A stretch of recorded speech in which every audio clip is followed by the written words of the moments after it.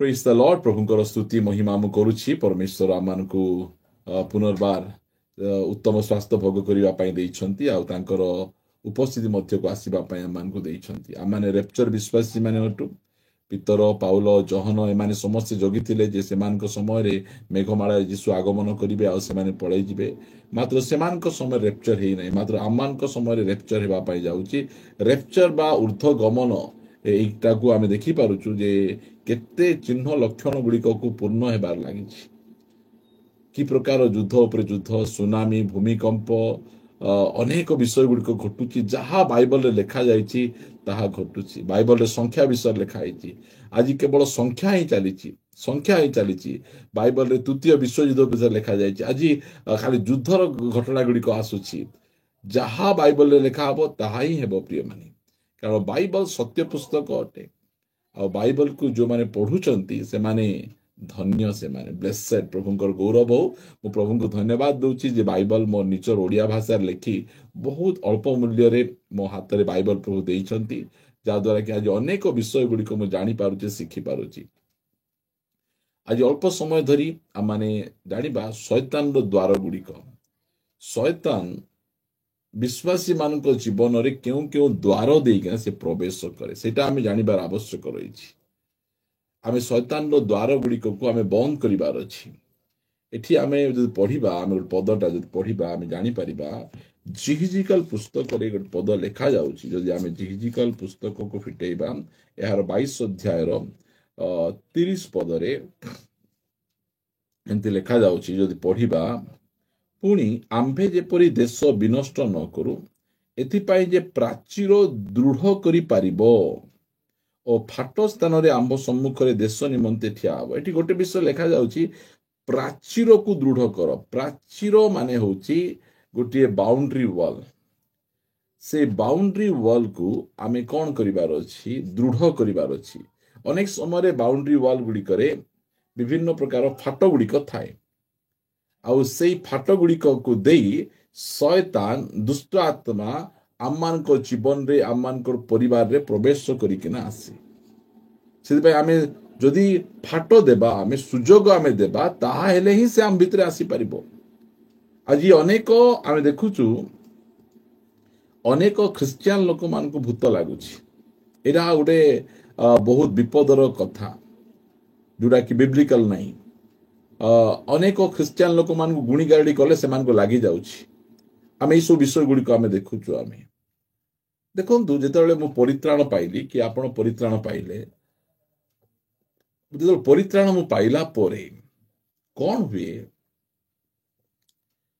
ପରମେଶ୍ୱର ଆସି ଆମ ଭିତରେ ରୁହନ୍ତି। ଲେଖାଯାଏ, ତୁମମାନେ ଜାଣ ନାହିଁ କି ଯେ ତୁମ୍ଭମାନଙ୍କ ଶରୀର ପବିତ୍ରାତ୍ମାଙ୍କ ମନ୍ଦିର।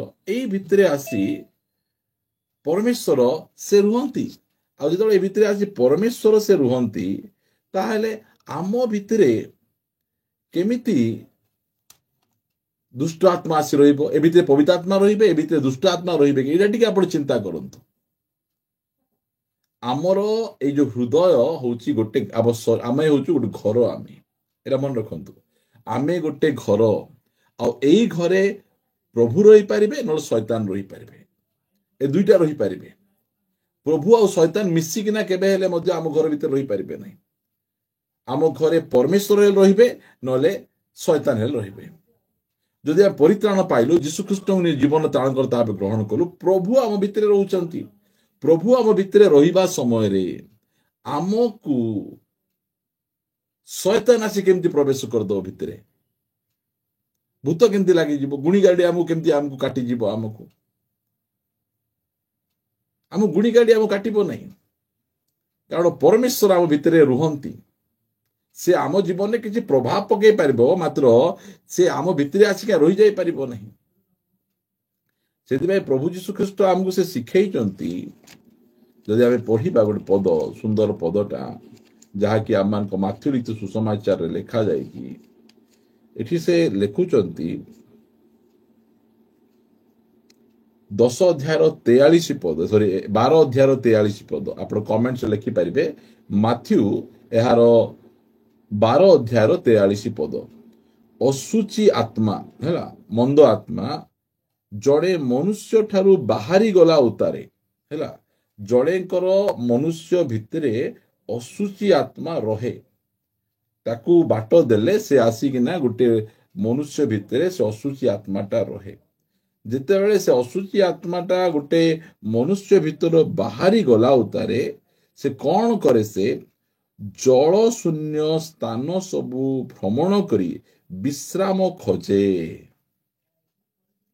ଆମର ଶରୀର ଭିତରେ, ଆମ ଭିତରେ ପ୍ରଭୁ ହେଲେ ବିଶ୍ରାମ କରିବେ, ନହେଲେ ଅଶୁଚି ଆତ୍ମା, ମନ୍ଦ ଆତ୍ମା, ଦୁଷ୍ଟ ଆତ୍ମା ବିଶ୍ରାମ କରିବେ। ଆମ ଭିତରେ ସେମାନେ ବିଶ୍ରାମ କରିବେ। ସେଥିପାଇଁ ପରମେଶ୍ୱର ସେ 6 ଦିନରେ ସବୁ ସୃଷ୍ଟି କଲେ, ଆଉ ସପ୍ତମ ଦିନ ବିଶ୍ରାମ କଲେ ବୋଲି ଲେଖାଯାଏ। ବିଶ୍ରାମ କଲେ ମାନେ କ'ଣ? ସେ ଆମେ ହଉଛୁ ପରମେଶ୍ୱରଙ୍କର ଘର, ଆମ ଭିତରେ ଆସିକି ସେ ରହିଲେ। ଆଉ ଯଦି ଆମେ ପ୍ରଭୁଙ୍କୁ ଆମ ଜୀବନରେ ଆମେ ସ୍ଥାନ ଦେଇନାଉ, ତାହେଲେ ଆମର ଜୀବନ ଭିତରେ ଦୁଷ୍ଟ ଆତ୍ମା ଆସିକିନା ସେ ରହିବେ। ଅଶୁଚି ଆତ୍ମା ଜଣେ ଲୋକଙ୍କର ଜୀବନରେ ଆସି ସେ ବିଶ୍ରାମ ଖୋଜେ, ବିଶ୍ରାମ କରେ, ଆଉ ତାହା ପାଏ ନାହିଁ। ସେଥିରେ ସେ କୁହେ, ମୁଁ ଯେଉଁ ଘରରୁ ବାହାରି ଆସିଥିଲି, ହଁ, ମୁଁ ଯେଉଁ ଘରେ ଥିଲି, ଆମେ ହଉଛୁ ଘର, ଏଇଟା ମନେ ରଖନ୍ତୁ। ଆମେ ହଉଛୁ ପରମେଶ୍ୱରଙ୍କର ଘର। କୁହନ୍ତୁ, ମୁଁ ପରମେଶ୍ୱରଙ୍କର ଘର। ଆପଣ କମେଣ୍ଟରେ ଲେଖିପାରିବେ। ଆମେ ଶୈତାନର ଘର ନାହୁଁ, ଆମେ ଅଶୁଚି ଆତ୍ମାର ଘର ନାହୁଁ। ଆମେ ସମସ୍ତେ ଯେଉଁମାନେ ପରିତ୍ରାଣ ପାଇଛୁ, ଆମେ ସମସ୍ତେ ହଉଛୁ ପରମେଶ୍ୱରଙ୍କର ଗୃହ। ଆମେ ପରମେଶ୍ୱରଙ୍କର ମଣ୍ଡଳୀ। ଆମେ ମଣ୍ଡଳୀ ଅଟୁ। ଆମେ ପରମେଶ୍ୱର ଆମକୁ ମଣ୍ଡଳୀ କରିଛନ୍ତି। ଆଜିର ସମୟରେ କ'ଣ, ଗିର୍ଜା ଘରକୁ ଏଇ ଯୋଉ ସିମେଣ୍ଟର କାନ୍ଥ ବାଡ଼ ଘର ପାଇଁ ବେଶୀ ପରିଶ୍ରମ କରାଯାଉଛି। ସେମାନେ ଘର ତିଆରି, ବିଲ୍ଡିଂ ତିଆରିରେ ସେମାନେ ବେଶୀ ଲାଗିଛନ୍ତି। ଏକାରି ବିଶ୍ୱାସୀ ମାନଙ୍କର ଜୀବନ ଯେମିତି ଥାଉ, ଚର୍ଚ୍ଚରେ ଗୋଟେ ମିଟିଂ ହଉନଥିବ, ଚର୍ଚ୍ଚରେ ଗୋଟେ ଭଲ ଫାଷ୍ଟିଂ ପ୍ରେୟର ହଉନଥିବ, ଚର୍ଚ୍ଚରେ ଗୋଟେ ଭଲ ବକ୍ତାକୁ ଡାକୁନଥିବେ, ମାତ୍ର ଚର୍ଚ୍ଚକୁ ଚୂନ ମାରିବାର ଲାଗିଥିବେ, ଚର୍ଚ୍ଚକୁ ଭଲ ଭାବରେ ସେମାନେ ଡେକୋରେସନ କରିବାର ଲାଗିଥିବେ। ଆଜି ଅନେକ ମଣ୍ଡଳୀ ସେମାନେ ଭ୍ରାନ୍ତରେ ଅଛନ୍ତି। ସେମାନେ ଭାବୁଛନ୍ତି ରେପଚର ହେଲେ ଏଇ ଯୋଉ ଇଟା ମାଟି ସିମେଣ୍ଟର ଘର ଉପାଡ଼ିକିନା ପଳେଇଯିବ କି? ରେପଚର ହେଲେ ଘର ଯିବ ନାହିଁ। ବିଶ୍ୱାସୀ ଆମେ ଯିବୁ। ଆମେ ହଉଛୁ ପରମେଶ୍ୱରଙ୍କର ମନ୍ଦିର, ଆମେ ହଉଛୁ ଚର୍ଚ୍ଚ। ଆମେ ତାଙ୍କର କନ୍ୟା, ଆମେ ତାଙ୍କର ମଣ୍ଡଳୀ ଅଟୁ। ପ୍ରିୟମାନେ, ଆମେ ଯିବା ଆମେ ରେପଚରରେ। ସେଥିପାଇଁ ଗୋଟେ ପ୍ରକୃତ ମଣ୍ଡଳୀ ସେମାନେ ବିଶ୍ୱାସୀ ମାନଙ୍କୁ ତିଆରି କରିବାର ଲାଗିବେ। ବିଶ୍ୱାସୀ ମାନେ କି ପ୍ରକାର ଭାବରେ ତିଆରି ହେବେ ସେଟା। ସେଥିପାଇଁ ଆମେ ଦିନ ରାତି ଆମର ଚର୍ଚ୍ଚର ଭାଇ ଭଉଣୀ ମାନଙ୍କୁ ଆମେ କି ପ୍ରକାର ଭାବେ ତିଆରି କରିପାରିବୁ, କି ପ୍ରକାର ଭାବରେ ସେମାନଙ୍କୁ ଆମେ ରେପଚର ନିମନ୍ତେ ପ୍ରସ୍ତୁତ କରିପାରିବୁ, ସେଇ ବିଷୟକୁ ଆମେ ଧରି ଆମେ ଚେଷ୍ଟା କରୁଛୁ। କାରଣ ଆମେ ଜାଣିଛୁ ବିଲ୍ଡିଂ ଦରକାର ଆମକୁ। ଖରା ବର୍ଷା ଶୀତ କାକରରେ ଆରାମସେ ବସିକିନା ଆରାଧନା କରିବା ପାଇଁ ଗୋଟେ ବିଲ୍ଡିଂ ଦରକାର ଅଛି। ମାତ୍ର ବିଲ୍ଡିଂ ସବୁ କିଛି ନାହିଁ। କାରଣ 370 AD ପାଖାପାଖି କୌଣସି ପ୍ରକାର ବିଲ୍ଡିଂ ତିଆରି କରାଯାଇନଥିଲା, ଚର୍ଚ୍ଚ ବିଲ୍ଡିଂ ତିଆରି କରାଯାଇନଥିଲା। ତାପରେ ଯେତେବେଳେ କନଷ୍ଟାଇନ ଆସିଲେ, ରୋମର ସମ୍ରାଟ କନଷ୍ଟାଇନ ଆସିଲେ, ସେ এই ସବୁ ବିଲ୍ଡିଂ ଗୁଡ଼ିକ ତିଆରି କରିବାଟା ତାଙ୍କ ସମୟରେ ଆରମ୍ଭ ହେଲା। ବିଲ୍ଡିଂ ଖରାପ ବୋଲି ମୁଁ କହୁନି, ବିଲ୍ଡିଂ ଦରକାର ଅଛି, ବହୁତ ଆବଶ୍ୟକ ରହିଛି। ମାତ୍ର ବିଲ୍ଡିଂକୁ ନେଇ ଗର୍ବ କାଢ଼ିଲେ ହେବ ନାହିଁ। ଏଇ ଯୋଉ ଇସ୍ରାଏଲ ଲୋକମାନଙ୍କର ଗର୍ବ କ'ଣ ଥିଲା? ଆମେ ଯାହା ବି କଲେ ମଧ୍ୟ କିଛି ଅସୁବିଧା ନାହିଁ, ଆମ ପାଖରେ ଜେରୁସାଲେମ ମନ୍ଦିର ଅଛି। ଜେରୁସାଲେମ ମନ୍ଦିର ଥିବା ଯାଏ ଆମର କେହି କିଛି କ୍ଷତି କରିପାରିବେ ନାହିଁ। ଯାହା ବି ହେଇଗଲେ ଆମେ ଯିବୁ, ହେ ପ୍ରଭୁ ଦୟା କର, ଆମକୁ ରକ୍ଷା କର ବୋଲି ପରମେଶ୍ୱର କୋଉ ଗୋଟେ ଭବିଷ୍ୟତ ବକ୍ତାକୁ, ରାଜାକୁ, କାହାକୁ ନା କାହାକୁ ଗୋଟେ ପଠେଇବେ, ଆଉ ସେ ଆମକୁ ଉଦ୍ଧାର କରିଦେବେ। ବିଲ୍ଡିଂ କ'ଣ ହେଲା? ଭାଙ୍ଗିଗଲା। କେମିତି ଭାଙ୍ଗିଗଲା? 70 AD ରେ ରୋମ ରାଜା ଟାଇଟସ୍ ସେ ଆକ୍ରମଣ କଲେ। ଆକ୍ରମଣ କଲା ପରେ ମନ୍ଦିରକୁ ନିଆଁ ଲଗାଇଦେଲେ। ମନ୍ଦିରକୁ ତ ନିଆଁ ଲଗାଇଦେଲେ, ମନ୍ଦିରର ଭିତର କାନ୍ଥରେ ପୁରା ସୁନାର ଲେପ ଥିଲା। ପୁରା ସୁନାରେ, ଯେମିତିକି ଆମେ ସିମେଣ୍ଟରେ ପ୍ଲାଷ୍ଟରିଂ କରୁ, ପୁରା ସୁନା ମଡ଼େଇ ଦେଇଥିଲେ। ଯେତେବେଳେ ସେ ନିଆଁ ଲଗାଇଦେଲେ, ସବୁ ଯାକ ସୁନା ଗୁଡ଼ିକ ତରଳିକିନା ପଥର ଭିତରେ ଗୁଡ଼ିକ ପଶିଗଲା। ସେ ଇଟା ପଥର ଭିତରେ ପଶିଗଲା। ସେ ସମୟରେ କହିଲେ, ପଥର ଭିତରେ ଯାକ ପଶି ଯାଇଛି ସବୁ ଯାକ। ସେତେବେଳେ ଟାଇଟସ୍ ରାଜା କହିଲେ, ଖୋଳ। तो सब खोलिक सुना गुड़िक बाहर कर कारण जीशु ख्रीष्ट प्रोफेसी करथिले जे गोटे पत्थर आउ गोटे पत्थर उपरे रहिबो नहीं मनुष्य जहा तैयारी करिछि ताहा दिने शेष होइजिवो परमेश्वर जहा तैयारी करछंती ताहा अनंत काल स्थायी मनुष्य जहा तैयारी करछि ताहा अनंत काल स्थायी नहीं मनुष्य मते मंदिर भाबे तैयारी करछंती आपनको मंदिर भाबे तैयारी करछंती आमे अनंत काल स्थायी परमेश्वर आमको इटरनाल करछंती आमको अनंत जीवन प्रदान करछंती प्रिय माने सेति पई आमे मंडली गृह आवश्यक रही मंडली गृह को नहीं आमर बड़ चर्च माने कोनटा कांथ बड़ सेटा एका जागा बड़ मात्र विश्वासी माने केमिति छोट बड़ आमर बड़ चर्च आमर पुराना चर्च अरे तुम बड़ चर्च पुराना चर्च बहुत भल कथा मा तुमे केमती अट तुमे रेप्चर रे जीव कि तुमर हृदय बड़ अछि कि तुमे पुराना ख्रिस्टियन भाव में आत्मिक बढ़ुच कि सेटा आवश्यक आमे परमेश्वर को घर मोर घरे मोर परमेश्वर विश्राम करिवे एठी आसिकिना रहिबे एटा ताकर रहिबार स्थान एटा आमे आमर घरे आमे काहाको आमे पसाउछु आमे आमर प्राचीर को दृढ़ करिबार आवश्यक रहिछि आमर घरे याडू सियाड आसीबे नहीं प्रिय माने जेतेबेले आम घरे गोटे मूसा पळय आसे आम केते खराब लागे मूसा गोटे आसे आउ आमर जिनस पत्र काटी नष्ट करी छिन छत्र कर दिए एटा मूसा रहिबा जगह नहीं मनुष्य रहिबार जगह आम घरे मूसा आसले ता काहे केमती आसे से मनुष्य आसे नहीं ता पाई बाट देइथिले बहुत प्रकार बाट थिले सेही स्थानरु मूसा पळे आसिकिना घर को नष्ट करे सेमितिका आमे जदि आमर जीवन रे आमे जदि सुजोग देबा आमे शैतान को से प्रवेश करी पळे आसीबो से नहले से आसीबो नहीं आमर हृदय को केबे हेले मध्य खाली रखिबा कथा नुहे परमेश्वर आम हृदय सबा सर्वदा रहिबार आवश्यक रही देखंतु से कुहे मु जो घर बाहरी आसी मोर से ही घर को बाहुड़ी जीवी एरा मन रखंतु वंस जदि डेविल स्पिरिट आम जीवन रु गला से चारिआडे बुली बुली बुली बुली बुली बुली देखे बुली बुली बुली बुली बुली बुली के देखे से आउ गुड जगह न मिले से आउ थे कहे जो घर मु आसी से घर को टिके जीवी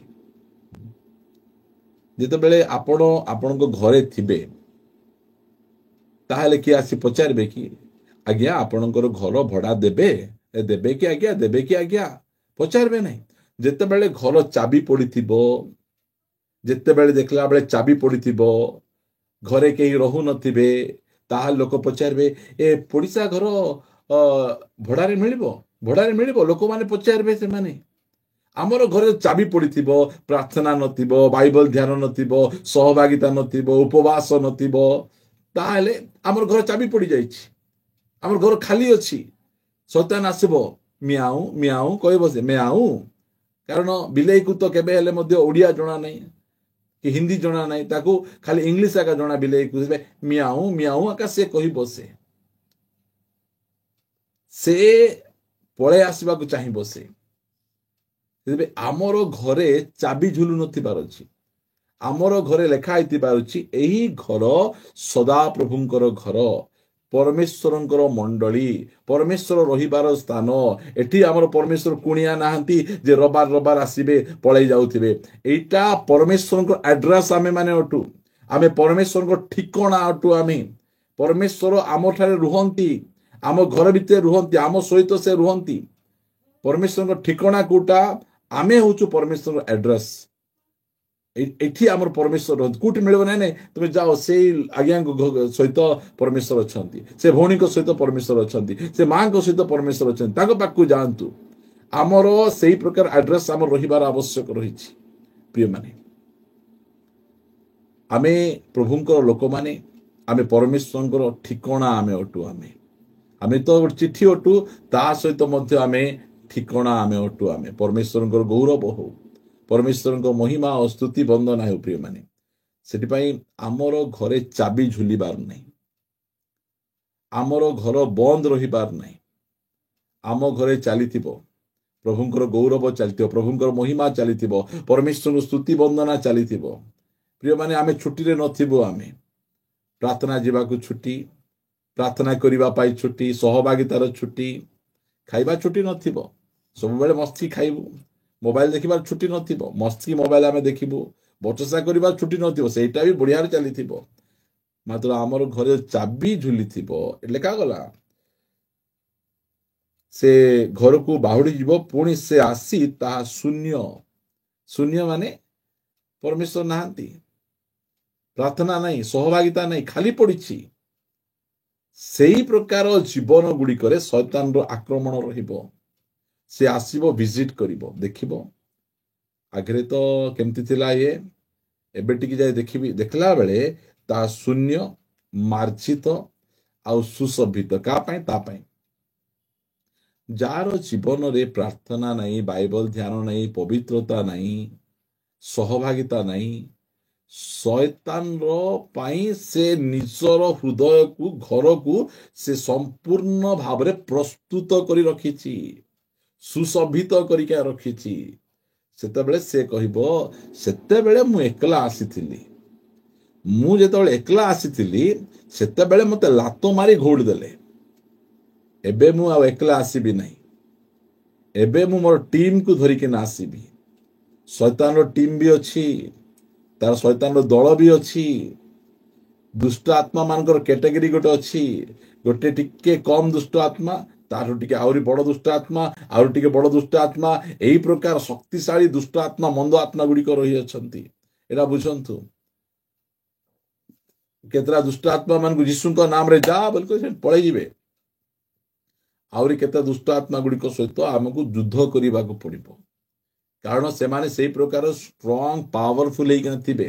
ସେଟା ଲେଖାଗଲା, ସେତେବେଳେ ସେ ଯାଇ ଆପଣା ଠାରୁ ଅଧିକ ଦୁଷ୍ଟ, ବୁଝନ୍ତୁ, ସେ ତ ଦୁଷ୍ଟ, ତା ଠାରୁ ମଧ୍ୟ ଅଧିକ ଦୁଷ୍ଟ ଆତ୍ମା ମାନେ ଅଛନ୍ତି। ହେଲେ ଦୁଷ୍ଟ ଆତ୍ମା ମାନେ ସବୁ ସମାନ ନଥିବେ, କମ୍ ଦୁଷ୍ଟ, ବେଶୀ ଦୁଷ୍ଟ, ମଝିଆ ଦୁଷ୍ଟ, ବଡ ଦୁଷ୍ଟ, ଏମିତି ଦୁଷ୍ଟ ଆତ୍ମା ଗୁଡ଼ିକ ଥିବେ। ଆମର କବାଟ କେତେବେଳେ ଖୋଲା ଥିବ? ଯେତେବେଳେ କି ଆମେ ପ୍ରାର୍ଥନାରେ, ସହଭାଗିତାରେ ଆମେ ଲାଗି ନଥିବୁ, ପବିତ୍ର ଜୀବନଯାପନ ଆମେ କରୁନଥିବୁ, ଆମର ହୃଦୟକୁ ଆମେ ଖାଲି କରି ରଖିଥିବୁ, ସେଇ ସମୟରେ ତା ପାଇଁ କବାଟ ଖୋଲା ଥିବ, ତାକୁ ୱେଲକମ୍ କରାଯାଉଥିବ। ଆଜି ସେଇ ପ୍ରକାର ଲୋକମାନଙ୍କୁ ସେ ଖୋଜେ। ଆରେ ଇଏ ତ ପରିତ୍ରାଣ ପାଇଛି ବୋଲି କହୁଛି, ବାପ୍ତିସ୍ମ ବି ନେଇଗଲା, ପ୍ରଭୁ ଭୋଜ ବି ଖାଉଛି, ଚର୍ଚ୍ଚରେ ବି ଅଛି, ମାତ୍ର ଭିତରେ ପ୍ରଭୁ ନାହାନ୍ତି। ଭିତରେ ସେ କଣ ରଖିଛି? ସେ ଜାନୁକୁ ରଖିଛି, ଧନକୁ ରଖିଛି, ବାବୁକୁ ରଖିଛି। ମୋ ବାବୁକୁ ମୋ ହୃଦୟ ଦେଇଛି, ମୋ ସୋନାକୁ ମୋର ହୃଦୟ ଦେଇଛି, ମୋର ଧନକୁ ମୋର ହୃଦୟ ଦେଇଛି, ପ୍ରଭୁଙ୍କୁ ହୃଦୟ ଦେଇନାହିଁ। ସବୁକୁ ଦେଇଛି ସେ, ପ୍ରଭୁଙ୍କୁ ଦେଇନାହିଁ। ପ୍ରଭୁ ଯେତେବେଳେ ଭିତରେ ନାହାନ୍ତି, ସେଟା ସୁଶୋଭିତ। ତୁମର ଧନ, ତୁମର ବାବୁ, ତୁମର ସୋନା, ତୁମର ଧନ, ତୁମର ଯୋଉଟା ବି ରହିଲେ ସେ କୌଣସି ପ୍ରକାର ଭାବେ ଅଟକେଇ ପାରିବେ ନାହିଁ। ଆଜି ଅନେକ ଯୁବା ଯୁବତୀ ମାନେ, ସେମାନେ ପରମେଶ୍ୱରଙ୍କୁ ହୃଦୟ ନ ଦେଇ ଯାହାକୁ ଦେବା କଥା ନାହିଁ ସେମାନଙ୍କୁ ହୃଦୟ ଦେଇ ଦେଇଛନ୍ତି। ଆଉ ଗୀତ ଗାଉଛ, ଦିଲ ତ ପାଗଲ ହେ, ମୁझे नींद ना आए। ଦିଲ ତ ପାଗଲ ହେ, ନିଦ କୋଉଠୁ ରହିବ ତମକୁ? ଏଇ ପ୍ରକାର ବିଷୟ ଗୁଡ଼ିକ ସେମାନଙ୍କର ଭିତରେ ଚାଲିଛି। ସାବଧାନ। ଚର୍ଚ୍ଚରେ ଆସୁଛ, ବସୁଛ, ମାତ୍ର ପ୍ରଭୁଙ୍କୁ ହୃଦୟ ଦେଇଛ କି? ସେଇଟା ବହୁତ ଇମ୍ପୋର୍ଟାଣ୍ଟ। ଜୟସ୍ମେର କହନ୍ତି, ଯେମିତିକି ଗୋଟେ ଗାଡ଼ି ଗ୍ୟାରେଜରେ ଯାଇକିନା 2-3 ଘଣ୍ଟା ବସିଗଲେ ଗାଡ଼ି ଯେମିତି ହେଇପାରିବେ ନାହିଁ, ସେମିତି ଜଣେ ବ୍ୟକ୍ତି ଆଜି 2-3 ଘଣ୍ଟା ଚର୍ଚ୍ଚରେ ବସିଦେଲେ ସେ ଖ୍ରୀଷ୍ଟିଆନ ହେଇଯିବ ନାହିଁ। ଚର୍ଚ୍ଚରେ ବସିଥିବେ ସେମାନେ, ମାତ୍ର ସେମାନଙ୍କର ଚର୍ଚ୍ଚ ଆଇବାର ମନୋଭାବ ଗୋଟେ ଅଲଗା ଥିବ। ସେ ଆସୁଛି ତ, ସେଥିପାଇଁ ମୁଁ ମଧ୍ୟ ଆସୁଛି। ଚର୍ଚ୍ଚରେ ବି ଲାଇନ ମରାମରି ଚାଲିଥିବ, ସେ ତାକୁ ଦେଖୁଥିବ, ହାଇ କରୁଥିବ, ସେ ତାକୁ ଦେଖୁଥିବ, ହାଇ କରୁଥିବ। ଏସବୁ ଯାକ ଠାରା ଠେରି ଗୁଡ଼ିକ ପରମେଶ୍ୱର ସବୁ ଜାଣୁଛନ୍ତି। ବହୁତ ସାବଧାନ। ପ୍ରଭୁ ମାନଙ୍କୁ ଅନୁଗ୍ରହ କରନ୍ତୁ। ପ୍ରିୟମାନେ, ଆମେ ଦ୍ୱାର ଗୁଡ଼ିକକୁ ବନ୍ଦ କରିବାର ଅଛି, ଭଲ ଭାବରେ ଆମେ ବନ୍ଦ କରିବାର ଅଛି। ଆମର ଦ୍ୱାର ଗୁଡ଼ିକ, ପ୍ରାଚୀର ଗୁଡ଼ିକ ଆମେ ଦୃଢ ଆମେ କରିବାର ଅଛି, ନହେଲେ ସେ ପଶି ଆସିବ। ଲେଖାଯାଉଛି, ସେ କ'ଣ କରୁଛି? ଆପଣା ଠାରୁ ଅଧିକ। ଆମେ ପଢୁଛୁ ମାଥ୍ୟୁ 12 ଅଧ୍ୟାୟର 45 ପଦରେ, ସେତେବେଳେ ସେ ଯାଇ ଆପଣା ଠାରୁ ଅଧିକ ଦୁଷ୍ଟ ଆଉ 7ଟା ଆତ୍ମା, ଗୋଟେ ନାହିଁ, 2ଟା ନାହିଁ, 3ଟା ନାହିଁ, ଆହୁରି 7ଟା ଆତ୍ମାକୁ ସେ କ'ଣ କରୁଛି? ଧରିକିନା ସେ ଆସୁଛି।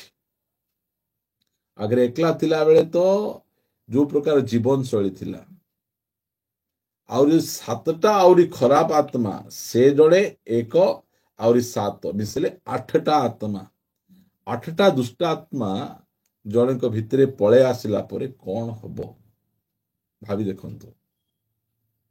ସେଥିପାଇଁ ଦୁଷ୍ଟ ଆତ୍ମା ଯାହାକୁ ଭୂତ ଲାଗିଥିବ ସେମାନଙ୍କର ଶକ୍ତି ଏତେ ଥିବ, ପତଳା ହେଇକିନା ଥିବେ, 6 ଜଣ 7 ଜଣ ଧରି ପାରୁନଥିବେ, ସମସ୍ତଙ୍କୁ ଏମିତି ହଲେଇ ଦଉଥିବେ ସେମାନେ।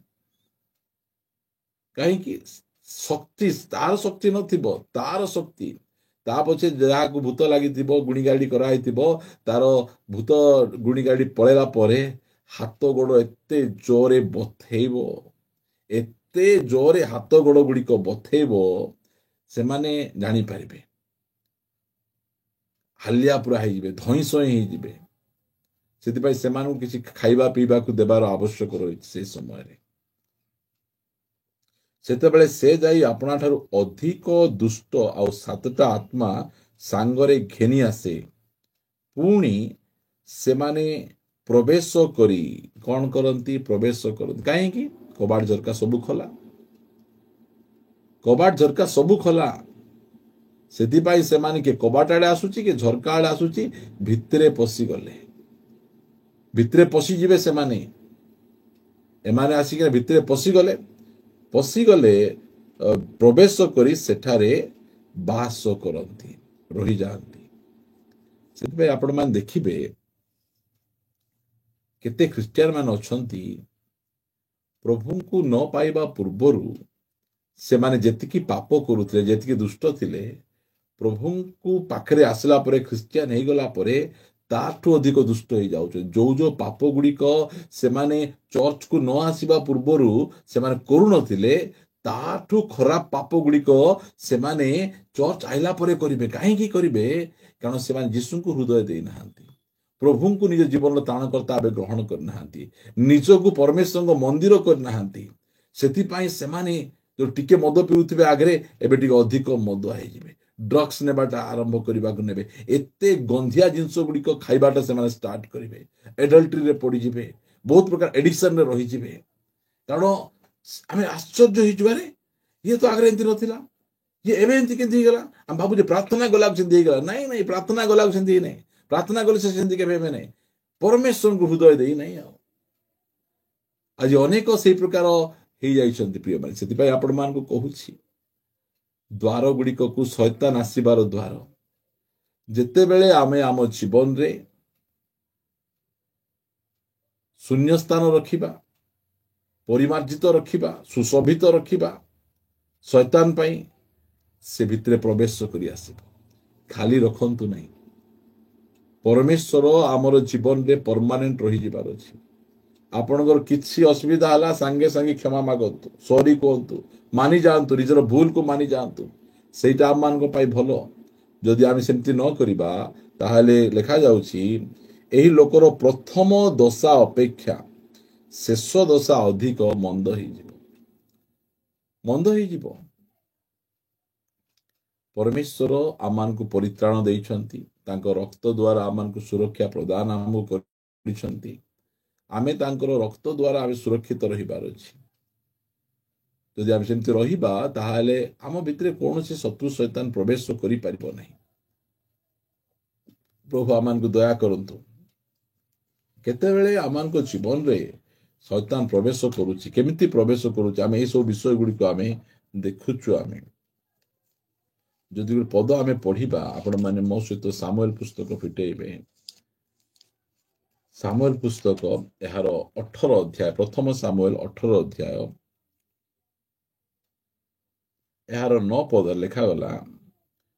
ପ୍ରଥମ ସାମୁଏଲ 18 ଅଧ୍ୟାୟର 9 ପଦରେ, ସେହି ଦିନାବଧି ସାଉଲ ରାଜା ଦାଉଦଙ୍କ ପ୍ରତି କୁଦୃଷ୍ଟି ରଖିଲେ, ଖରାପ ଦୃଷ୍ଟି ରଖିଲେ।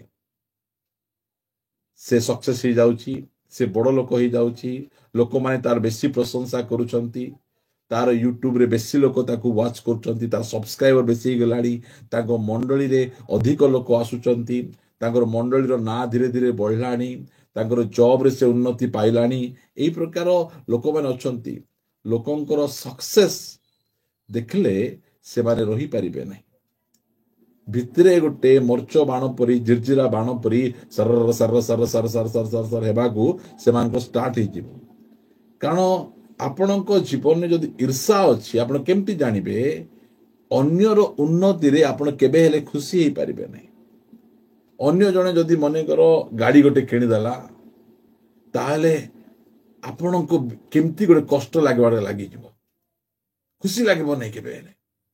से जदि आपण तळू खसी जाउची, आपण खुशी लागुथिबो, मात्र से जदि आपण ठाडी ऊपर को पळेला, ताहले आपणको भितरे कुछ तो हेबो, आओ भितरे भितरे किछि हेबाटा स्टार्ट हो जिवो। बोल जानी देबे जे मोर भितरे ईर्षा अछि, अन्यर उन्नति रे, अन्यर सफलता रे केबे हेले मध्य से खुशी हेबो नहीं। जदि अन्य गोटे व्यक्ति भल भाव प्रभु रे बढ़ुची, ताहले कहीं ये खुशी पारु नहीं। देखो अनेक समय आमे देखु, आमे चर्च गुड़िकर मध्य जड़े जाइकिना गीत गाउथिबे, समस्ते ताली मारुथिबे, ओ प्रेज द लॉर्ड गीत रे ताली मारुथिबे। हाँ, मात्र एई व्यक्ति कहीं ताली मारु नहीं, कौन असुविधा होची ताली मारु नहीं? से तो प्रभुंकर गीत गाउची ना, किछि असुविधा अछि भितरे, से असुविधा को आमे बाहर करिवार अछि। हमको कुदृष्टि कले जेतेबेले जणेकर सफलता रे, उन्नति रे कुदृष्टि आमे करूछु, सेही समय रे आमे शैतान पई द्वार आमे फिटाउछु। आमे सेते प्रभु यीशु ख्रीष्ट हमको एसो विषय स्पष्ट भाबरे कहिसंती। प्रिय माने, आमे शैतान को सुजोग आमे देबा नहीं। आमे लिखा गला जेतेबेले कुदृष्टि करे 10 पदरे, परदिन नेक्स्ट डे परमेश्वरंको ठारू मंद आत्मा साउलंकु आक्रांत करन्ते, से गृह मध्यरे भविष्यत वाक्य प्रचार करबाकू लागिले। एटा जागो एते विपदपूर्ण, एते डेंजरियस पद जागो एटा। परमेश्वरंको ठारू गोटे दुष्ट आत्मा तांको जीवन रे आसुची, और से दुष्ट आत्मा कौन करुची? भविष्यत वाक्य प्रचार करने को लगुची। लिखा जाउची, परदिन परमेश्वरंको ठारू मंद आत्मा साउल को आक्रांत करन्ते। तले कुठी तले लिखा गला, से गृह मध्यरे भविष्यत वाक्य प्रचार करने को लगिले। लोकन को कुदृष्टि करिबा, ताले मंद आत्मा आसीबो। ता पछे मंद आत्मा आसला परे ए साउलंकर व्यक्तित्व केमिति ही जाउची, गोटे भविष्यत वक्ता परि ही जाउछंती। आपण को मु कहिबा पाई चाहे, जो व्यक्ति माने घरे घरे रही भविष्यत वाक्य गुडी को प्रचार करंती, सिंगल आम घरे आमे भविष्यत वाक्य प्रचार करूछु, इंडिविजुअल गुडी को जो माने भविष्यत वाक्य गुडी को प्रचार करूछंती ना, सेटा विपद। सेटा मंडली सहित कहीं मिसुन, तुम्हें मंडली सहित मिसिक तुम भविष्यत वाक्य प्रचार कहीं करुन, तुम्हें एकला एकला कहीं भविष्यत वाक्य प्रचार करुछ। आज आम लोक मैंने ये सब विषय गुड़िक जानती नहीं। अरे भाववाणी दान मंडली उन्नति दिया जाइछि, तुम्हें ताको व्यक्तिगत भाव में तुम्हें केमती से प्रचार करुछ, व्यक्तिगत भाव में तुम्हें केमती करुछ। आज देखो जो मानकु प्रभु व्यवहार कले बोली कहउचंती, से माने मंडली रो साइड हेकिना से निजे से मानकर गोटे स्टार्ट कर देबे। से माने निजे निजे से माने भविष्यत वाक्य प्रचार करबा को स्टार्ट करबे। ता पछे किए किए तांको निकट को जिबे, किए दान धरी जिबे, किए चावल धरी जिबे, किए पानी धरी जिबे, कोन करी के जिबे। से देखबे ओ मो पाक लोक आछंती, आ से भविष्यत वाक्य प्रचार कर देले लोक माने ओ बहुत ठीक, बहुत ठीक। प्रिय माने शैतान मध्य राइट प्रोफेसी करी बसे। आपण माने पढ़ले आपण माने जानी पारिबे, शैतान रो भविष्यत बाणी मध्य भूल करिबो नहीं। से राइट राइट प्रोफेसी गुड़िक कर ସେଇଟା ଗୁଡ଼ିକ ଆମେ ଭଲ ଭାବରେ ଜାଣିବାର ଅଛି। ମାତ୍ର ସେ ଯେତେବେଳେ ହେଲେ ମଧ୍ୟ ସେ ଦୁଷ୍ଟ ଆତ୍ମା ଏକା। ଆମର ଲୋକମାନେ ଯେତେବେଳେ ଏଇସବୁ ବିଷୟ ଗୁଡ଼ିକକୁ ଜାଣିବେ, ମୋ ସହିତ ଆପଣମାନେ ଟିକେ ପ୍ରେରିତ ପୁସ୍ତକକୁ ଟିକେ ଆସିବେ। ପ୍ରେରିତ ପୁସ୍ତକରେ ଆମେ ଦେଖୁଛୁ ଗୋଟେ ଭବିଷ୍ୟତ ବାଣୀ ପ୍ରଚାର କରୁଥିବା ଜଣେ ସ୍ତ୍ରୀ ଲୋକକୁ, ଗୋଟେ ଝିଅଟାକୁ ସେ କି ପ୍ରକାର ଭାବରେ ସେ ଭବିଷ୍ୟତ ବାଣୀ ସେ ପ୍ରଚାର କରୁଥିଲେ, ଆଉ ପାଉଲ କେମିତି ତାଙ୍କୁ ସେ ଭବିଷ୍ୟତ ବାଣୀ ପ୍ରଚାର କରିବା ଠାରୁ ତାଙ୍କୁ ମୁକ୍ତ କରିଛନ୍ତି।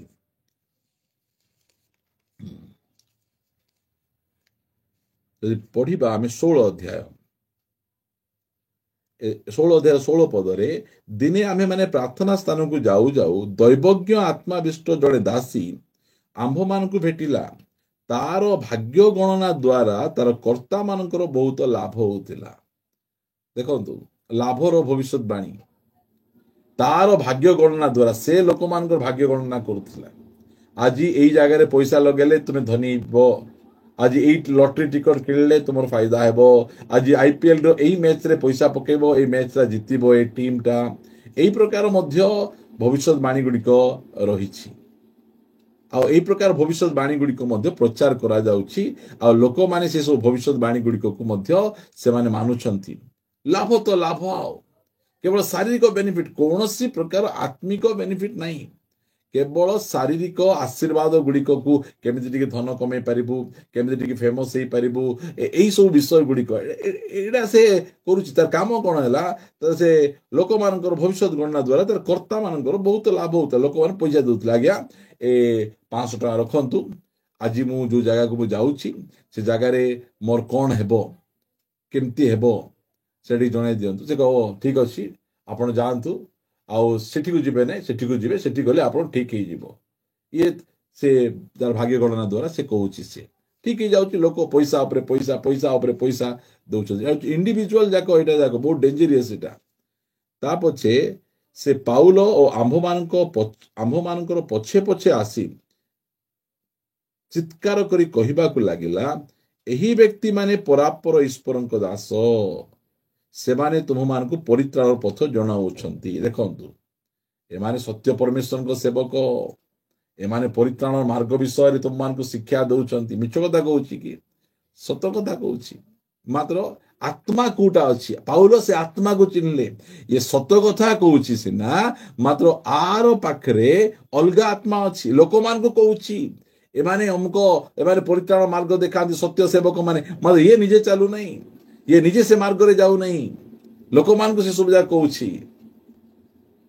ଲେଖା ଯାଉଛି, ସେ ଅନେକ ଦିନ ପର୍ଯ୍ୟନ୍ତ ସେ ପ୍ରକାର କଲା, କିନ୍ତୁ ପାଉଲ ବିରକ୍ତ ହୋଇ ବୁଲି ପଡ଼ି ସେ ଆତ୍ମାକୁ କହିଲେ, ତାଠାରୁ ବାହାରି ଯିବାକୁ ମୁଁ ତତେ ଯୀଶୁଙ୍କ ନାମରେ ଆଜ୍ଞା ଦେଉଅଛି। ସେଥିରେ ସେଇ ମୁହୂର୍ତ୍ତରେ ବାହାରି ପଳେଇଲା। ଏସବୁ ବିଷୟ ଗୁଡ଼ିକ ଆମେ ଜାଣିବାର ଅଛି। ଯେତେବେଳେ ମଧ୍ୟ ପ୍ରୋଫେସି କରାଯାଏ, ଭାବବାଣୀ କରାଯାଏ, ସେଇଟା ଜଣେ ବ୍ୟକ୍ତିଗତ ଭାବରେ ଗୋଟେ ଜାଗାରେ ବସି ଗୋଟେ ଷ୍ଟଲ ଖୋଲିଲା ପରି ଖୋଲିକିନା ସେ କହେ ନାହିଁ। ମଣ୍ଡଳୀ ସହିତ ତାଙ୍କୁ ରହିବାକୁ ପଡ଼ିବ। ମଣ୍ଡଳୀ ସହିତ ରହିକିନା ସେମାନେ ପ୍ରୋଫେସି ଗୁଡ଼ିକ କରିବାକୁ ପଡ଼ିବ। ମାତ୍ର ଦେଖନ୍ତୁ, ସାଉଲ ସେ ଦାଉଦଙ୍କ ପ୍ରତି କୁଦୃଷ୍ଟି କଲେ। ସେଇ ସମୟରେ ତାଙ୍କ ଉପରେ ଦୁଷ୍ଟ ଆତ୍ମା, ମନ୍ଦ ଆତ୍ମା, ଅଶୁଚି ଆତ୍ମା ପଳେଇ ଆସୁଛି। ଆଉ ଅଶୁଚି ଆତ୍ମା ପଳେଇ ଆସୁଛି, ସେଇ ସମୟରେ ସେ ଘରେ ଭବିଷ୍ୟତ ବକ୍ତା ହୁଏ ହେଲେ, ଆଉ ସେ କ'ଣ କରୁଛନ୍ତି? ଭବିଷ୍ୟତ ବାକ୍ୟ ପ୍ରଚାର କଲେ। ପୁଣି ଦାଉଦ ପ୍ରତିଦିନ, ଆମେ ପଢୁଛୁ ପ୍ରଥମ ସାମୁଏଲ ତାହାର 18 ଅଧ୍ୟାୟ 10 ପଦରେ, ପୁଣି ଦାଉଦ ପ୍ରତିଦିନ ପରି ହସ୍ତରେ ବାଦ୍ୟ ବଜେଇଲେ। ସେ ସମୟରେ ସାଉଲଙ୍କ ହସ୍ତରେ ବର୍ଚ୍ଛା ଥିଲା। ପୁଣି ସାଉଲ ବର୍ଚ୍ଛା ଫିଙ୍ଗିଲେ। ଭବିଷ୍ୟତ ବାଣୀ ପ୍ରଚାର କରୁଛନ୍ତି, ମାତ୍ର ପ୍ରଭୁଙ୍କର ଅଭିଷିକ୍ତ ସେବକ ଯେ ଦାଉଦ, ତାଙ୍କୁ ବର୍ଚ୍ଛା ପକେଇ ମାରୁଛନ୍ତି। ଏଇଟା ହଉଛି ପ୍ରୋବ୍ଲେମ। ତୁମେ ପ୍ରଭୁଙ୍କ ଦାସ ମାନଙ୍କୁ ମାରିବା ପାଇଁ ଚାହିଁବ କି? ପ୍ରଭୁଙ୍କ ଅଭିଷିକ୍ତ ଦାସ ମାନଙ୍କ ବିରୁଦ୍ଧରେ ତୁମେ ଉଠିବ? ତୁମେ ଆମର ଲୋକମାନେ ଜାଣିବାର ଅଛି, କୁଦୃଷ୍ଟି କଲେ ଭିତରେ ଦୁଷ୍ଟାତ୍ମା ପଶିଗଲା। ଲୋକମାନଙ୍କ ପ୍ରତି କୁଦୃଷ୍ଟି କରନ୍ତୁ ନାହିଁ। କିଏ ସକ୍ସେସ୍ ହଉଛି, କିଏ ବଡ଼ ଲୋକ ହଉଛି, କିଏ ଘର କିଣୁଛି, କିଏ ଗାଡ଼ି କିଣୁଛି, କିଏ ଭଲ ଚାକିରି ପାଇଲା, ମୋଠୁ ବଡ଼ ହେଇଗଲା, କଣ ଅସୁବିଧା ଅଛି? କିଛି ଅସୁବିଧା ନାହିଁ ପ୍ରିୟମାନେ। ଆଜି ଏଇଟା ଯାକ ଅସୁବିଧା ଗୁଡ଼ିକ, ମତେ କାହିଁକି ୱର୍ସିପ୍ ଦେଲ ନାହିଁ, ତାଙ୍କୁ ୱର୍ସିପ୍ ଦେଇଦେଲ, ମତେ କାହିଁକି ପ୍ରଚାର କରିବାକୁ ଦେଲେ, ତାଙ୍କୁ ଦେଇଦେଲ। ଆରେ ଭାଇ, ଯିଏ ବି ପ୍ରଚାର କରୁ, ଯିଏ ବି ୱର୍ସିପ୍ କରୁ, ପରମେଶ୍ୱରଙ୍କର ଗୌରବ ହଉଛି କି ନାହିଁ, ପରମେଶ୍ୱରଙ୍କର କାମ ହଉଛି କି ନାହିଁ, ସେଇଟା ହେଲା ବଡ଼ ବିଷୟ। ସେଇଟା ମୁଁ ପ୍ରଚାର କରିବାର ଅଛି ବୋଲି ଗ୍ୟାରେଣ୍ଟି ନାହିଁ, କି ତୁମେ ୱର୍ସିପ୍ ଲିଡ୍ କରିବାର ଗ୍ୟାରେଣ୍ଟି ନାହିଁ। ପରମେଶ୍ୱରଙ୍କର କାମ ହେବାଟା ବଡ଼ କଥା, ଆଗକୁ କିଏ ଯାଉଛି ସେଇଟା ବଡ଼ କଥା ନାହିଁ। ମାତ୍ର ଏଇ ସାଉଲ ସେମିତି ନାହିଁ। ମୁଁ ରାଜା, ମୁଁ ବଡ଼ ଲୋକ, ମୁଁ ଥାଉଣୁ ତୁମେ ତାକୁ କେତେ ପ୍ରଶଂସା ଦେଇ ଦଉଛ। ଦ୍ୱାର ଗୁଡ଼ିକ ବନ୍ଦ କରିବାର ଅଛି। ଆମେ ଯେତେ ଯାଏଁ ଦ୍ୱାର ଗୁଡ଼ିକୁ ଆମେ ଖୋଲା କରିଥିବୁ, ଯୋଉ ସମୟରେ ଲୋକଙ୍କୁ ଈର୍ଷା କରିବୁ, କୁଦୃଷ୍ଟି କରିବୁ, ଏତିକି ଜାଣନ୍ତୁ ଶୈତାନ ପାଇଁ ଗୋଟେ ଛୋଟିଆ ଦ୍ୱାରଟା ଆମେ ଖୋଲି ଦଉଛୁ। ଦ୍ୱାର ଆମେ ଖୋଲି ଦଉଛୁ। ଈର୍ଷା ପରମେଶ୍ୱରଙ୍କ ନାହିଁ, କୁଦୃଷ୍ଟି ପରମେଶ୍ୱରଙ୍କ ନାହିଁ। ଏଇଟା ଆଉ ଶୈତାନର ଗୁଣ ଗୁଡ଼ିକ। ଏଇଟା ଲୋକମାନଙ୍କ ପ୍ରତି ସେ ଈର୍ଷା ହେବାଟା। ଏଇ ଶିକ୍ଷା ଗୁଡ଼ିକ ଆପଣମାନେ ଶୁଣନ୍ତୁ, ଆଉ ଏଇଟା ବାଇବଲ ଅନୁସାରେ ଠିକ କି ନାହିଁ ଆପଣମାନେ ନିଜେ ନିଜେ ଯାଞ୍ଚ କରନ୍ତୁ। ଯୋଉ ଶିକ୍ଷା ଗୁଡ଼ିକ ଆମେ ଦଉଛୁ, ଆଉ ସେ ଅନୁସାରେ ଆପଣ ଜୀବନକୁ ଆପଣମାନେ ସଜାଡ଼ନ୍ତୁ। କୁଦୃଷ୍ଟି କରୁ କରୁ ଦୁଷ୍ଟ ଆତ୍ମା ପ୍ରବେଶ କରୁଛି, କ୍ଲିୟର ଭାବରେ ଲେଖାଯାଉଛି। ସେଥିପାଇଁ ଆମେ କୁଦୃଷ୍ଟି ଯଦି ଆମେ କରୁଛୁ, ତା ପଛେ ମଧ୍ୟ ଆମେ ପ୍ରଚାର କରିପାରିବୁ, ତା ପଛେ ମଧ୍ୟ ଆମେ ଭାବବାଣୀ ଆମେ କହିପାରିବୁ। ମାତ୍ର ଜୀବନ କେମିତି ବର୍ଚ୍ଛା ଫିଙ୍ଗି ମାରୁଛନ୍ତି। ରାଜା ଦାଉଦଙ୍କୁ ସେ ବର୍ଚ୍ଛା ଫିଙ୍ଗି ମାରି ହତ୍ୟା କରିଦେବେ, ଆକୁ ମାରିଦେବି, ଆକୁ ପିଟିଦେବି, ଆଉ ଧମକ ଚମକ ଲୋକମାନଙ୍କୁ ତୁମେ ଦଉଛ। କୋଉ ଆତ୍ମା ପାଇଛ? କୋଉ ଆତ୍ମା ଦ୍ୱାରା ପରିଚାଳିତ ହଉଛ? ଖାଲି ଭବିଷ୍ୟତବାଣୀ ପ୍ରଚାର କଲେ ହେବ ନାହିଁ, ରାଇଟ୍ ସ୍ପିରିଟ କି ନାହିଁ ସେଟା ଜାଣିବାର ଅଛି। ଆପଣଙ୍କୁ କହୁ କହୁ ଏସବୁ କଥା ଗୁଡ଼ିକ ମୁଁ କହୁଛି। ଯଦି ଆମେ ପଢିବା, ଆମେ ଦ୍ୱିତୀୟ ବିବରଣୀ ପୁସ୍ତକ 13 ଅଧ୍ୟାୟ 1 ପଦରୁ ଟିକେ ପଢୁଛି, ଟିକେ ଶୁଣନ୍ତୁ। ଯେବେ ତୁମ ମଧ୍ୟରେ କୌଣସି ଭବିଷ୍ୟତ ବକ୍ତା ବା କୌଣସି ସ୍ୱପ୍ନ ଦର୍ଶକ ଉଠେ, ଦୁଇଟା, ଗୋଟେ ଭବିଷ୍ୟତ ବକ୍ତା ଆଉ ଗୋଟେ ସ୍ୱପ୍ନ ଦର୍ଶକ ଉଠେ, ପୁଣି ସେ କୌଣସି ଚିହ୍ନ କି ଆଶ୍ଚର୍ଯ୍ୟ କର୍ମ ନିରୂପଣ କରେ, ଏଇଟା ହେବ ସେଇଟା ହେବ ବୋଲି ସେ ଚିହ୍ନ କି ଆଶ୍ଚର୍ଯ୍ୟ କର୍ମ ନିରୂପଣ କରେ, ଆଉ ସେହି ଚିହ୍ନ ଆଶ୍ଚର୍ଯ୍ୟ କର୍ମ ସଫଳ ହେଲେ, ସଫଳ ବି ହେବ, ତୁମ୍ଭେ ଯେଉଁମାନଙ୍କୁ ଜାଣିନାହଁ ଏପରି ଅନ୍ୟ ଦେବଗଣ ବିଷୟରେ କହେ, ଆସ ଆମ୍ଭେମାନେ ସେମାନଙ୍କର ପଶ୍ଚାତଗାମୀ ହେବା ଓ ସେମାନଙ୍କର ସେବା କରିବା। ଏଇଟା ଜାଣିଦବ, ଏଇଟା ଡୁପ୍ଲିକେଟଟା। ଏଇଟା ସମ୍ପୂର୍ଣ୍ଣ ଭାବରେ ଡୁପ୍ଲିକେଟଟା। ଅନେକ ଲୋକଙ୍କୁ ସେଇ ପ୍ରକାର ଭାବରେ ସେମାନେ ଭ୍ରାନ୍ତ କରୁଛନ୍ତି। ଦେଖିଲ, ମୋର ପ୍ରାର୍ଥନା କରିବା ଦ୍ୱାରା ତୁମେ ସୁସ୍ଥ ହେଇଗଲ, ଭଲ ହେଇଗଲ, ତାହେଲେ ତୁମେ ଏବେ ଏଇ ମଣ୍ଡଳୀକୁ ଯାଅ, ସେଇ ମଣ୍ଡଳୀକୁ ଯାଅ, ତୁମେ ଏଇ ମଣ୍ଡଳୀକୁ ଛାଡ଼ି ଦିଅ, ସେ ମଣ୍ଡଳୀ ପାୱାରଫୁଲ, ସେଠି ଯାଇକି ସହଭାଗିତା କର, ଏଠିକୁ ଯିବା ସେଠିକୁ ଯିବା। ପ୍ରିୟମାନେ, କେବେ ହେଲେ ମଧ୍ୟ କୌଣସି ପ୍ରକାର ଭବିଷ୍ୟତ ବକ୍ତା ମାନେ ସେ ପ୍ରକାର କାମ କରିବେ ନାହିଁ। ଅନ୍ୟ ସ୍ଥାନକୁ ଲିଡ୍ କରିକି କଢେଇକି ନେଇଯିବେ ନାହିଁ, ଭୁଲ ବାଟକୁ ଆପଣଙ୍କୁ ନେଇଯିବେ ନାହିଁ। ଇଏ ତ ଡାଇରେକ୍ଟ କହୁଛନ୍ତି, ଦେଖିଲ ତାଙ୍କର ଦ୍ୱାରା ଏମିତି ହେଉଛି, ସେଠିକୁ ପଳେଇବା।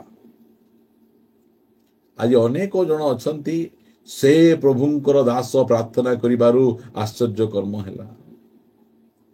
ଆଶ୍ଚର୍ଯ୍ୟ କର୍ମ କେବଳ ପ୍ରଭୁ କରନ୍ତି। ଏଇଟା ଆମେ ଯଦି ବୁଝିଦେବା, ଆମେ ତାହେଲେ କୌଣସି ପ୍ରକାର ଭାବରେ ଆମେ ଭ୍ରାନ୍ତ ହେବା ନାହିଁ। ଅନେକ ଲୋକ ଆମକୁ ପ୍ରାର୍ଥନା ପାଇଁ ଡାକୁଛନ୍ତି, ଆମେ ପ୍ରାର୍ଥନା କରୁଛୁ, ସେମାନଙ୍କ ଜୀବନରେ ପରମେଶ୍ୱର କାମ କରୁଛନ୍ତି। ମାତ୍ର କେବେ ହେଲେ ମଧ୍ୟ ଆମ ମଣ୍ଡଳୀକୁ ଆସନ୍ତୁ, ଏଇଠିକି ଆସନ୍ତୁ, ଏଇଠି ଆଶ୍ଚର୍ଯ୍ୟ କର୍ମ ହଉଛି। ମଣ୍ଡଳୀର ଆଶ୍ଚର୍ଯ୍ୟ କର୍ମ ହୁଏ ନାହିଁ, କୌଣସି ଦାସଙ୍କ ଦ୍ୱାରା ଆଶ୍ଚର୍ଯ୍ୟ କର୍ମ ହୁଏ ନାହିଁ। ଆଶ୍ଚର୍ଯ୍ୟ କର୍ମ କେବଳ ପରମେଶ୍ୱରଙ୍କ ଦ୍ୱାରା ହୁଏ, ସେ ହିଁ ଆଶ୍ଚର୍ଯ୍ୟ କର୍ମ କରିବେ। ସେଥିପାଇଁ ଏ ଯୋଉ ବକ୍ତା ମାନଙ୍କ ପଛରେ, ଭବିଷ୍ୟତ ବକ୍ତା ମାନଙ୍କ ପଛରେ, ସ୍ୱପ୍ନ ଦର୍ଶକ ମାନଙ୍କ ପଛରେ ଯିବାଟା ଛାଡ଼ି ପରମେଶ୍ୱରଙ୍କ ପଛରେ ଚାଲିବାଟା ଶିଖିବାର ଅଛି। ଆମକୁ ଭ୍ରାନ୍ତ ହୁଅନ୍ତୁ ନାହିଁ, ବାଇବଲ ପଢନ୍ତୁ, ସତ୍ୟ ବାକ୍ୟ ଗୁଡ଼ିକକୁ ଆପଣ ଚିହ୍ନନ୍ତୁ, ତାପରେ ନିଜ ଜୀବନକୁ ଆପଣ ସଜାଡ଼ିବେ। ତେବେ ତୁମେ ସେଇ ଭବିଷ୍ୟତ ବକ୍ତା କି ସ୍ୱପ୍ନ ଦର୍ଶକ କଥା ଶୁଣିବ ନାହିଁ। ଡାଇରେକ୍ଟ କୁହାଗଲା, ସେ ଯେ କେହି ହୁଅନ୍ତୁ ନା କାହିଁକି। ତୁମେ କେବେ ହେଲେ ମଧ୍ୟ ସେମାନଙ୍କର କଥା ଶୁଣିବ ନାହିଁ। ଯେଉଁମାନେ ତୁମକୁ ରଙ୍ଗ ୱେରେ ନେଇ ଯାଉଛନ୍ତି, ଭୁଲ ମାର୍ଗରେ ନେଇ ଯାଉଛନ୍ତି, ସେମାନଙ୍କ ଦ୍ୱାରା ଗୋଟେ ମିରାକଲ୍ସ ହେଇଗଲା, ଆଉ ସେଇ ମିରାକଲ୍ସକୁ ଧରିକିନା ସେମାନେ ସେଟାକୁ ଆଡଭର୍ଟାଇଜ କରିକିନା ଦେଖିଲ ଏମିତି ହେଇଗଲା ସେମିତି ହେଇଗଲା କହି ଲୋକମାନଙ୍କୁ ଭୁଲ ବାଟକୁ ନେଇଯିବେ। ପ୍ରିୟ ପ୍ରଭୁଙ୍କ ଲୋକମାନେ, ଆପଣମାନେ ଏସବୁ ବିଷୟରେ ସାବଧାନ ହେବାର ଆବଶ୍ୟକ ରହିଛି। ଆମେ ଜାଣୁଛୁ ଯେ କି ପ୍ରକାର ଭାବରେ ଶୟତାନ ଜଣେ ବିଶ୍ୱାସୀର ଜୀବନରେ ପ୍ରବେଶ କରେ, ତାର ଦ୍ୱାର ଗୁଡ଼ିକ କ'ଣ ଅଟେ। ଦେଖୁଛୁ ତାର ଦ୍ୱାର ଗୋଟେ କ'ଣ? କୁଦୃଷ୍ଟି, ଲୋକଙ୍କ ପ୍ରତି ଖରାପ ଦୃଷ୍ଟି ଆମେ ରଖିବା। ପ୍ରାର୍ଥନା କରନ୍ତୁ ପ୍ରିୟମାନେ, ମୋର ଦୃଷ୍ଟି କାହା ପ୍ରତି ମଧ୍ୟ କୁଦୃଷ୍ଟି ନ ରହୁ। ଲୋକର ସ୍ତ୍ରୀକୁ ଦେଖିଲେ ଖରାପ ଦୃଷ୍ଟି, ଲୋକଙ୍କର ଝିଅକୁ ଦେଖିଲେ ଖରାପ ଦୃଷ୍ଟି। ଏଇଟା କି ପ୍ରକାର ଦୃଷ୍ଟି? ଏଇଟା ଭଲ ଦୃଷ୍ଟି ଏଇଟା ଭାବୁଛନ୍ତି? କାଶ ମୋର ଗୋଟେ ଏମିତି ସ୍ତ୍ରୀ ଥାନ୍ତା କି, କାଶ ମୋର ଗୋଟେ ଏ ପ୍ରକାର ଗୋଟେ ସ୍ୱାମୀ ଥାନ୍ତା କି, ମୋର ସ୍ୱାମୀ ଭଲ ନାହିଁ, ସେ ସ୍ୱାମୀ ଭଲ। ଏଇ ପ୍ରକାର କୁଦୃଷ୍ଟି ଗୁଡ଼ିକ ଆପଣ ରଖନ୍ତୁ ନାହିଁ। କ'ଣ ପାଇଁ ସେ ତା ସହିତ ବାହା ହେଲା, ତାକୁ ମାନୁ ନାହିଁ, ମତେ ବାହା ହେଇଥିଲେ ମାନିଥାନ୍ତା, ମୋ ସହିତ ଠିକ ହେଇଥାନ୍ତା। ଏଇ ପ୍ରକାର ଦୃଷ୍ଟି ଗୁଡ଼ିକ ଆମକୁ ଶୈତାନ ପାଇଁ ଦ୍ୱାର ଗୁଡ଼ିକ ଖୋଲିଦିଏ। ତାକୁ ଆମେ ଇନଡାଇରେକ୍ଟଲି ଆମେ ଆହ୍ୱାନ କରୁଛୁ, ଆସେ ଆମ ଘରକୁ, ଆସେ ଆମ ଘରକୁ ଆସେ। ପ୍ରିୟମାନେ, ପ୍ରଭୁ ଆମମାନଙ୍କୁ ଅନୁଗ୍ରହ କରନ୍ତୁ। ଆମେ ଯେ ପ୍ରକାର ଏଇସବୁ ବିଷୟ ଗୁଡ଼ିକକୁ ଆମେ ଜାଣିପାରିବା, ବୁଝିପାରିବା, ଆମେ ଗୋଟେ ପଦ ଆମେ ପଢିବା। ମୋ ସହିତ ଆପଣମାନେ ଏଫେସୀୟ ପୁସ୍ତକକୁ ଟିକେ ଆସିବେ। ସମୟ ଜୋରସୋରରେ ଗଡ଼ି ଚାଲିଛି, ଆମେ ପ୍ରାର୍ଥନା କରିବା ପାଇଁ ଯିବା। ଆମେ ଏଫେସୀୟ ପୁସ୍ତକ ଆମେ 4 ଅଧ୍ୟାୟକୁ ଆମେ ଯିବା। ସେଠି ଗୋଟେ ବିଷୟ ଆମମାନଙ୍କୁ ଲେଖାଯାଉଛି। 26 ପଦରୁ ଆମେ ପଢିବା। କ୍ରୋଧ ହେଲେ ବା କ୍ରୋଧ କଲେ ପାପ କର ନାହିଁ। ଅନେକ ସମୟରେ, ବିଭିନ୍ନ ସମୟରେ ଆମମାନଙ୍କର କ୍ରୋଧ ଗୁଡ଼ିକ ଆସେ। କିଏ ଗୋଟେ କ'ଣ କରିଦେଲା, ଭୁଲ କରିଦେଲା, କିଏ ଆମ ବିରୁଦ୍ଧରେ କହିଦେଲା, ଏଇ ପ୍ରକାର ଭାବରେ ଗୋଟେ ଆମର ବିଷୟରେ କ୍ରୋଧ ଆସିବ, ଆମେ ସାଙ୍ଗେ ସାଙ୍ଗେ ଆମେ ରାଗି ଯାଉ। ଏମିତି ଗୋଟେ କରିଦେଲା, ସେ ଏମିତି କରିଦେଲା ବୋଲେ ସାଙ୍ଗେ ସାଙ୍ଗେ ରାଗି ଯାଉ। ମାତ୍ର କ୍ରୋଧ ହେଇଗଲା ପରେ ସେ କ୍ରୋଧ ତୁମକୁ ପାପ ଆଡକୁ ଲିଡ୍ କରିବାକୁ ଚେଷ୍ଟା କରିବ। ଆଜି ଅନେକ ଲୋକ କ୍ରୋଧରେ ପଡିକିନା କାହାକୁ ହତ୍ୟା କରିଦେଇଛନ୍ତି। ହତ୍ୟା କରିବାର ଇଚ୍ଛା ନଥିଲା, ରାଗିକିନା ଗୋଟେ ଚାପଡ଼ା ମାରିଦେବି ବୋଲି ଭାବିଲେ ଯେ ସେଇ ଚାପଡ଼ାଟା ଏମିତି ଜାଗାରେ ବାଜିଗଲା, ସେ ପଡ଼ିଗଲା, ମୁଣ୍ଡ କୋଟି ପିଟି ହେଇଗଲା, ସେ ମରିଗଲା। ଏବେ ଯାଇକିନା ଜେଲରେ ଅଛନ୍ତି। ଜେଲରେ ରହିକିନା ସେମାନେ ପଶ୍ଚାତାପ କରୁଛନ୍ତି, ଯଦି ସେ ଗୋଟେ 30 ସେକେଣ୍ଡ ମୋର କ୍ରୋଧକୁ ମୁଁ ଯଦି ସମ୍ଭାଳି ଦେଇଥାନ୍ତି, ଆଜି ମତେ ଏଇ କାରାଗାରରେ ରହିବାକୁ ପଡିନଥାନ୍ତା। ଗୋଟେ ମିନିଟର କ୍ରୋଧ ଆମକୁ ଜୀବନ ସାରା ଆମକୁ ବର୍ବାଦ କରିଦଉଛି, ନଷ୍ଟ କରିଦଉଛି ଆମକୁ। ଗୋଟେ ମିନିଟ କି ତାଠୁ ବି କମ, ଗୋଟେ 30 ସେକେଣ୍ଡର କ୍ରୋଧକୁ ଏମାନେ କ'ଣ କରିପାରିଲେ ନାହିଁ, ସମ୍ଭାଳି ପାରିଲେ ନାହିଁ। ରିସାରେ ଗଣ୍ଡଗୋଳ ତୁ ମତେ ଏମିତି କହିବୁ, ତାକୁ ଠେଲିଦେଲେ, କୋଉଠି ପଡିଗଲା, ମୁଣ୍ଡ ବାଜିଗଲା, ସେ କ'ଣ ହେଇଗଲା। ତାହା ପଛେ ଏବେ ବସି କାନ୍ଦୁଛନ୍ତି। ପ୍ରିୟମାନେ, କ୍ରୋଧ ଯେତେବେଳେ ପଳେଇ ଆସେ, ସେ କ୍ରୋଧ ଆମକୁ ପାପ ଆଡକୁ ଲିଡ୍ କରେ, ଆମକୁ ବିଭିନ୍ନ ପ୍ରକାର ଖରାପ କାମ କରିବାକୁ ଲିଡ୍ କରେ। ଆଜି ଅନେକ ଜଣ ଟିକେ ସମ୍ଭାଳି ପାରିଲେ ନାହିଁ, ନିଜର ଲୋକମାନଙ୍କୁ ଗାଳି କରିଦେଲେ, ଆଉ ଗାଳି କରିଦେଲା ପରେ ମିଶିବା ପାଇଁ ଚାହୁଁଛନ୍ତି, ଆଉ ଏମିତି ଗାଳି କରୁଛନ୍ତି ଯେ ମିଶିବ କିଏ ଏମାନଙ୍କ ସହିତ। ଏବେ ଛି ଛି କରୁଛନ୍ତି, କାହିଁକି ମୁଁ ସେ ପ୍ରକାର ଗାଳି କଲି। ଅନେକ ସମୟ ଲୋକମାନେ ଅଛନ୍ତି, ଟିକେ କ୍ରୋଧ ପଳେଇ ଆସିଲା, ତାହେଲେ ଏଇ ମୋବାଇଲକୁ ଧରି ଜୋରରେ ଢାଇକିନା ପିଟି ଦେବେ। ଏଇଟା 20,000 25,000 ଟଙ୍କାର ମୋବାଇଲ, ଟିକେ ସମୟର କ୍ରୋଧ ପାଇଁ ଏତେ ଦାମିକିଆ ମୋବାଇଲଟା ଭାଙ୍ଗିଗଲା। କେତେ ଏଇଟା ନାଇଁ, ଟିକେ ସମୟ କ୍ରୋଧ ପାଇଁ ମତେ ଏବେ ଡିସପ୍ଲେ ପକେଇ 5-7 ହଜାର ଟଙ୍କା ଖର୍ଚ୍ଚ କରିବାକୁ ପଡୁଛି। କ୍ରୋଧ, ଯେତେବେଳେ ଆମେ କ୍ରୋଧ ଆମେ କରୁଛୁ, ସେ ଲେଖାଗଲା, କ୍ରୋଧ କଲେ ତୁମେ ପାପ କର ନାହିଁ, ସୂର୍ଯ୍ୟ ଅସ୍ତ ନ ହେଉଣୁ କ୍ରୋଧ ପରିତ୍ୟାଗ କର। ଆମେ କ୍ରୋଧକୁ କେତେ ସମୟ ଯାଏ ରଖିପାରିବା? ଏଠି ଗୋଟେ ଟାଇମ ପିରିୟଡ ଦିଆହଉଛି। ସୂର୍ଯ୍ୟ ଅସ୍ତ ବୋଲେ ମଲା ଯାଏ କ୍ରୋଧ କର ବୋଲି ଲେଖା ହଉଛି। ସୂର୍ଯ୍ୟ ଅସ୍ତ ମାନେ ଆଜ୍ଞା ମରିଯିବାଟା, ଆଉ ମରିଗଲେ ହିଁ ଆମର ସୂର୍ଯ୍ୟ ଅସ୍ତ ହେବ। ସେ ମଲା ଯାଏ ଆମେ କ୍ରୋଧ ଆମେ ରଖିପାରିବା, ମଲା ପରେ ଆମେ ପରିତ୍ୟାଗ, ମଲା ପରେ କେମିତି ପରିତ୍ୟାଗ କରିବ? ସୂର୍ଯ୍ୟ ଅସ୍ତ ନ ହଉଣୁ ବୋଲି ସାଙ୍ଗେ ସାଙ୍ଗେ କ୍ରୋଧକୁ ତୁମେ ପରିତ୍ୟାଗ କର, କ୍ରୋଧକୁ ତୁମେ ଛାଡ଼ି ଦିଅ।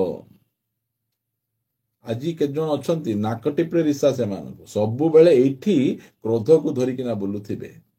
ଭୟଙ୍କର ସେମାନଙ୍କର କ୍ରୋଧ, ପୁରା କ୍ରୋଧ, ପୁରା ସେମାନଙ୍କୁ ଦେଖିଲା ବେଳେ ସେ ଏଙ୍ଗ୍ରି ବାର୍ଡ ଗୋଟେ ଥିବ ନା, ପୁରା ସବୁବେଳେ ସେ ରେଡ୍ ହେଇକିନା ଥିବ। ଯେଉଁ ପ୍ରକାରକୁ ଗୋଟେ ଲୁହାକୁ ନିଆଁରେ ପକେଇଲା ପରେ ରେଡ୍ ହେଇକିନା ଥିବ, ସେମିତି ପୁରା ରେଡ୍ ହେଇଥିବେ। କେତେ ଜଣ ମା ଭଉଣୀ ମାନଙ୍କୁ ଦେଖିବେ ଘର ଝାଡୁ କରିକିନା ପୋଛିଲା ବେଳେ ସେମାନେ ପୁରା ପୁରି ଏଙ୍ଗ୍ରି ବାର୍ଡ ପରି ପୁରା ରେଡ୍ ହେଇକିନା ଥିବେ। ଏଠି ପକାଇ ଦଉଥିବ, ସେ ସେଠି ପକାଇ ଦଉଥିବ, ଏଇଟାକୁ ସିଆଡେ ଫିଙ୍ଗୁଥିବେ, ସେ ପୁଅକୁ ଗାଳି କରୁଥିବେ, ଝିଅକୁ ଗାଳି କରୁଥିବେ, ସ୍ୱାମୀକୁ ଗାଳି କରୁଥିବେ। ଆହୁରି ଘର ପୋଛିଲା ବେଳେ ଚାଲି ଚାଲିକି କିଏ ପଳା ହେଲା ବୋଲି କହିଲେ ହେଲା ଆଉ, ସେ ବାଲ୍ଟିରେ ତାକୁ ବୁଡେଇକି ତାକୁ ମିଶା ପୋଛି ପକେଇବେ ସେମାନେ। କ୍ରୋଧ ଭୟଙ୍କର ସେମାନଙ୍କର, ପୁରା ପୁରି ନାଲି ହେଇକିନା ଥିବେ ସେମାନେ। ଭାବୁଛନ୍ତି ଏ କ୍ରୋଧ କରିବାଟା ବହୁତ ଭଲ, ମୁଁ କ୍ରୋଧ କରୁଛି ବୋଲି ଡରୁଛନ୍ତି ନା, ଆଉ ତମକୁ ଡରୁଛନ୍ତି କଣ ବୋଲି ଡରୁଛନ୍ତି? ପ୍ରିୟମାନେ, ଆମମାନଙ୍କୁ କ୍ରୋଧ କଲେ ପାପ କର ନାହିଁ, କ୍ରୋଧ ଆମକୁ ପାପ କରିବାକୁ ନେବ।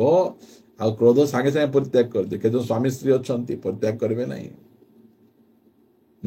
ସେମାନେ 2 ଦିନ 3 ଦିନ 4 ଦିନ, ତା ପଛେ ଶନିବାର ଆସିଲା ବୋଲି କହିଲେ ସେମାନଙ୍କୁ ଆସିବା। ଏବେ ଚର୍ଚ୍ଚ ଯିବୁ ଆମେ, ହେଲା, ମୁଁ ତତେ କ୍ଷମା ଦେଇନଥାନ୍ତି, ମାତ୍ର ଚର୍ଚ୍ଚ ଯିବାର ଅଛି ବୋଲି ମୁଁ ତତେ କ୍ଷମା ଦଉଛି ବାପା ଲୋ ମା।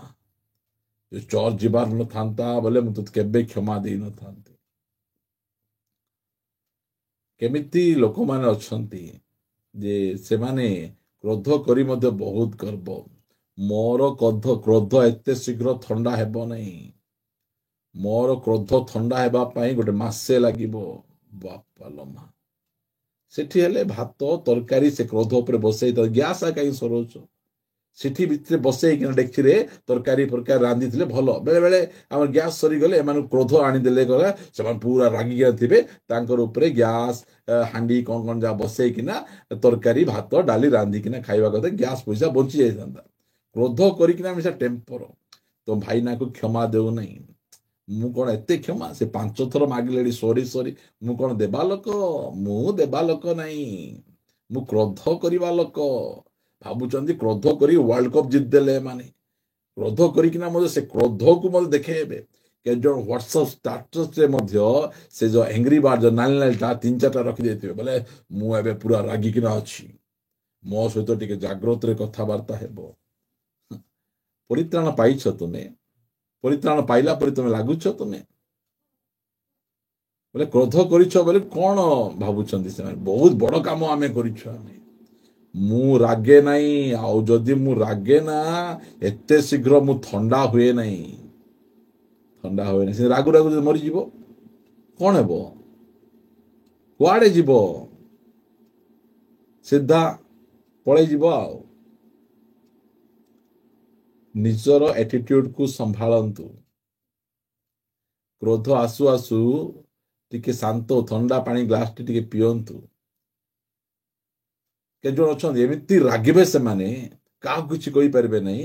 ଲାଷ୍ଟକୁ ଅଟୋ ଡାକିବେ କି ଆମ୍ବୁଲାନ୍ସ ଡାକିବେ, ତା ପଛେ ସେ ଆମ୍ବୁଲାନ୍ସ କି ଅଟୋ ନେଇକିନା ମେଡିକାଲରେ ସେ ଯୋଉ ଆମର କ୍ୟାଜୁଆଲିଟିରେ 3-4ଟା ସାଲାଇନ୍ ଚଢେଇଲା ପରେ ଏବେ ମୋର କ୍ରୋଧ ଶାନ୍ତ ହେଲା। କେତେ ଜଣଙ୍କୁ କ୍ରୋଧ ପଡିବ ନାହିଁ, ହେଲେ ମଧ୍ୟ ସେମାନଙ୍କର ଟେମ୍ପର ରିସା କ୍ରୋଧ ପୁରା ମୁଣ୍ଡ ଉପରେ ଥିବ ସେମାନଙ୍କର। ଜାଣିଛନ୍ତି କ୍ରୋଧ କଲେ ମେଡିକାଲ ଯିବାକୁ ପଡିବ, ହେଲେ ମଧ୍ୟ ସେମାନେ କ୍ରୋଧ କରିବାଟା ଛାଡିବେ ନାହିଁ। ଏଇଟା କ୍ରୋଧଟା ଏମିତି ଗୋଟେ ବିଷୟ, ଶୟତାନ ପ୍ରବେଶ କରିବା ପାଇଁ ଜୀବନରେ ଯଥେଷ୍ଟ ଯଥେଷ୍ଟ। ଯେତେବେଳେ ସ୍ୱାମୀ ସ୍ତ୍ରୀ ଚୁଟି ଧରିକିନା ପରସ୍ପର ଗଣ୍ଡଗୋଳ ହଉଥିବେ, ସେଇ ସମୟରେ ଶୟତାନ ପ୍ରବେଶ କରି ପୁଅ ଝିଅ ମାନଙ୍କର ଜୀବନରେ କାମ କରିବାଟା ଷ୍ଟାର୍ଟ କରିବେ। ଦେଖନ୍ତୁ, ଯେଉଁ ସ୍ୱାମୀ ସ୍ତ୍ରୀ ପୁଅ ଝିଅ ମାନଙ୍କ ଆଗରେ ଗଣ୍ଡଗୋଳ ଲାଗୁଥିବେ, ସେମାନଙ୍କର ପୁଅ ଝିଅ ମାନେ ତାଙ୍କୁ ସମ୍ମାନ ଦେବେ ନାହିଁ, ତାଙ୍କର କଥା ଶୁଣିବେ ନାହିଁ। ଏଇଟା ଜାଣିପାରୁନାହାନ୍ତି। ଆମ ବାପା ଭଲ ନାହିଁ, ସବୁବେଳେ ମାଆଙ୍କୁ ଗାଳି କରିବେ। ଆମ ବାପାଙ୍କୁ ମୋତେ ବିଲକୁଲ ପସନ୍ଦ ନାହିଁ, ସେ ଯା ବୋଲି କହିଲେ ଯିବି ନାହିଁ, ଯେ ଆ ବୋଲେ ଆଇବି ନାହିଁ। ଆମ ବାପା ଯେଉଁ ରୁମ୍ରେ ଥିବେ ସେ ରୁମ୍ରେ ପ୍ରବେଶ କରିବି ନାହିଁ, ସେ ମୋତେ ପସନ୍ଦ ଲାଗିବ ନାହିଁ। ଯେଉଁ ମା ଚିଡ୍ ଥିବେ, କ'ଣ କହିବେ? ନା ମୋ ମାଆକୁ ମୋତେ ପସନ୍ଦ ନାହିଁ, ସବୁବେଳେ ସେ ଚିଡ୍ ଖାଲି କ୍ରୋଧ। এই ପ୍ରକାର ବାଇବଲ କହୁଛି ଯେ କ୍ରୋଧୀ ମାନଙ୍କ ସହିତ ସାଙ୍ଗ ହୁଅ ନାହିଁ। କ୍ରୋଧୀ ମାନଙ୍କ ସାଙ୍ଗ ହେଲେ କ'ଣ ହେବ? କୋଉଠି ଯାଇଥିବ, କ୍ରୋଧ କରି କାହାକୁ ଦୁଇ ଚାପଡ଼ା ମାରିଦେଲେ ସେ ଲୋକ ଧରି ତମକୁ କୁଟକୁଟା ପିଟି ଦବ। ସେଥିପାଇଁ ସେମାନଙ୍କ ସହିତ ବନ୍ଧୁତା କରିବା ଭଲ କଥା ନାହିଁ। ଥରେ ସିନା ରକ୍ଷା କରିଦେବ, ଆଉ ଥରେ ରକ୍ଷା କରିବାକୁ ପଡ଼ିବ। କେତେ ଥର ରକ୍ଷା କରିବାକୁ ପଡୁଥିବ? କ'ଣ ହେଲା? ନାଇଁ ମୁଁ ଥାନାରେ ବସିଛି ଲ, ନାଇଁ ଭାଇ ନା ଥାନାରେ ବସିଛି। କ'ଣ ହେଲା? ନାଇଁ ସେ ଏମିତି କହିଦେଲା, ତାକୁ ପିଟି ଦେଲି ମୁଁ। ତା ବସି ତାକୁ ଥାନାକୁ ଆଣିବାକୁ ଯାଉଥିବ ତୁମେ, ଆଉ ବହୁତ ଭଲ ଲାଗୁଥିବ ସେଇଟା। ଲେଖାଗଲା, କ୍ରୋଧ ହେଲେ ପାପ କର ନାହିଁ, ସୂର୍ଯ୍ୟ ଅସ୍ତ ନ ହେଉଣୁ କ୍ରୋଧ ପରିତ୍ୟାଗ କର। 27 ପଦ, ଶୟତାନକୁ ସ୍ଥାନ ଦିଅ ନାହିଁ। କେତେବେଳେ ଶୟତାନ ସ୍ଥାନ ପାଇବ? ଯେତେବେଳେ ଆମେ କ୍ରୋଧ କରିବା। କ୍ରୋଧ କଲେ ବୋଲେ ଆମ ଜୀବନରେ ତାକୁ ଗୋଟେ ଛୋଟ ଆଙ୍ଗୁଠି ରଖିବାର ଗୋଟେ ଷ୍ଟେପ୍ ମିଳିଗଲା। ସେ ଆସି ପକେଇଲା। ତା ପଛେ ସେ ଆସିଲା ପରେ ସେ ଆପଣଙ୍କୁ ମନ୍ତ୍ରଣା ଦେବ। ସେ ମନ୍ତ୍ରଣା ଦେବ ଆଉ ସେ ଉପରେ ବସିକିନା ମାଡ଼ି ବସିବ। ଦ୍ୱାର ଗୁଡ଼ିକ ଆପଣ ପ୍ରାର୍ଥନା ବାଟ, ବାଇବଲ ପଢ଼ିବାଟା, ସହଭାଗିତା କରିବାଟା, ଏସବୁ ଗୁଡ଼ିକକୁ ଛାଡ଼ି ଆପଣଙ୍କର ହୃଦୟକୁ ଯଦି ଆପଣ ଖାଲି କରି ରଖିବେ, ତାହେଲେ ସେ ଆହୁରି 7ଟା ଦୁଷ୍ଟ ଆତ୍ମା ଧରିକିନା ଆସିବ। ଆପଣଙ୍କର ଶେଷ ଦଶା ବହୁତ ଭୟଙ୍କର ହେବ। ଏହାପରେ ଆପଣ ଯଦି ଅନ୍ୟକୁ କୁଦୃଷ୍ଟି କରିବେ, ତାହେଲେ ତା ପାଇଁ ବାଟ ଫିଟିଯିବ। ମନ୍ଦ ଆତ୍ମା ଆପଣଙ୍କ ଜୀବନରେ ଡାଇରେକ୍ଟଲି ପଳାଇବ। କ'ଣ ପାଇଁ ଆଇଲ? ଏଇଟା ମୋର ଲୋକ, ଏଇଟା କାହିଁକି କେମିତି ଆଣିଲୁ? ନା ତାର ସ୍ୱଭାବ ତ ସେମିତି, ଆଉ ତାର ବଂଶ ଆଉ ମୋର ବଂଶ ଗୋଟେ। ତା କି ବଂଶ? କୁଦୃଷ୍ଟି ତାର ବଂଶ, ମୋର ମଧ୍ୟ ବଂଶ କୁଦୃଷ୍ଟି। ତ ସେଥିପାଇଁ ଆମେ ଆସିଛୁ, ଆମେ ଆମ ନିଜର ଲୋକ ସିଏ। ଆଉ କ୍ରୋଧ, କ୍ରୋଧ ଏଇଟା ବି ଡେଞ୍ଜରିୟସ୍ ବିଷୟ। ସେ ସ୍ଥାନ ପାଇଯିବ। ସେ ଆଜି ଅନେକ ଲୋକଙ୍କର ଜୀବନରେ ସେ ସ୍ଥାନ ପାଇକିନା ବସିଛି, ଜବରଦସ୍ତି ଅକୁପାଏ କରିକିନା ବସିଛି, ଏମାନଙ୍କୁ ଜଣା ନାହିଁ। କ୍ରୋଧ କରିବାଟା ଭଲ ଭାବୁଛନ୍ତି, ମୋର ଜନ୍ମସିଦ୍ଧ ଅଧିକାର। ମୋର ମା କ୍ରୋଧ କରୁଥିଲା, ମୋ ଜେଜେମା କ୍ରୋଧ କରୁଥିଲା, ମୋ ଆଈ କ୍ରୋଧ କରୁଥିଲା, ମୁଁ କରିବି ନାହିଁ କି? କର ଆଉ ମୋର ସେଇଟା। ଶୈତାନ କେତେବେଳେ ଆମ ଜୀବନରେ ସ୍ଥାନ ପାଏ? ଯଦି ଆମେ ପଢିବା 2 କରନ୍ଥୀୟ ପୁସ୍ତକ, ଏସବୁ ବିଷୟ ଗୁଡ଼ିକ ଆପଣମାନଙ୍କୁ କାହିଁକି ମୁଁ କହୁଛି, ଆପଣମାନେ ଜାଣିବାର ଅଛି। ଆପଣଙ୍କୁ ବେଶୀ ବଡ଼ ଗଭୀର କଥା ଗୁଡ଼ିକ ମୁଁ କହୁନାହିଁ। ବହୁତ ସରଳ ନୀତିଦିନିଆ ଜୀବନରେ ଆମେ ପ୍ରାକ୍ଟିସ୍ ଆମେ କରିପାରିବା। ଆମେ ଲେଖାଯାଉଛି, ଯଦି 2 କରନ୍ଥୀୟ 2 ଅଧ୍ୟାୟରେ 11 ପଦ ଯଦି ଆମେ ପଢିବା, ଯେପରି ଶୟତାନ ଆମ୍ଭମାନଙ୍କ ଅପକାର କରିବାକୁ ସୁଯୋଗ ପ୍ରାପ୍ତ ନ ହୁଏ, କାରଣ ତାହାର ଆମ୍ଭେମାନେ ତାର ସମସ୍ତ କଳ୍ପନା ସମ୍ବନ୍ଧରେ ଅଜ୍ଞ ନାହୁଁ। ପାଉଲ କହୁଛନ୍ତି ଶୈତାନର ସବୁ କଳ୍ପନା ବିଷୟରେ ଆମେ ଜାଣିଛୁ। କ'ଣ କଲେ ସେ ସୁଯୋଗ ପାଏ? କ'ଣ କଲେ ସୁଯୋଗ ପାଏ? 10 ପଦ, କିନ୍ତୁ ତୁମେମାନେ ଯାହାର କିଛି କ୍ଷମା କର, ମୁଁ ମଧ୍ୟ ତାକୁ କ୍ଷମା କରେ।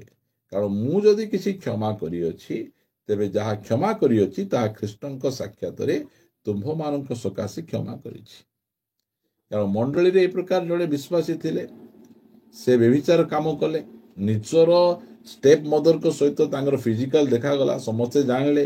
ମଣ୍ଡଳୀ ଭିତରେ ରହି ସେ ସେବା ଆରାଧନା କରି ପୁଲପିଟକୁ ଯାଇ ବେଳେବେଳେ ପ୍ରଭୁ ଭୋଜ ମଧ୍ୟ ସାମିଲ ହେଇଯାଉଛି। ସେ ଏଇଟା ଦେଖିଲା ପରେ ଜଣେ କହିଲେ ପାଉଲଙ୍କୁ, ଆଜ୍ଞା କରନ୍ଥୀୟ ମଣ୍ଡଳୀରେ ବିଶ୍ୱାସୀ ଏମିତି ଜଣେ ଅଛି, ସେ ସେମିତି ଅଛି, ଟିକେ ଧନୀ ଲୋକ ତ, ସେଥିପାଇଁ ଲୋକମାନେ ଡରିକିନା କିଏ କିଛି କହୁନାହାନ୍ତି। ଆଜ୍ଞା ସେ ଆସୁଛି, ବସୁଛି, ପ୍ରଭୁ ଭୋଜ ନଉଛି, ଖାଉଛି, ଯାଉଛି, ଏସବୁ ଯାକ ହେଉଛି।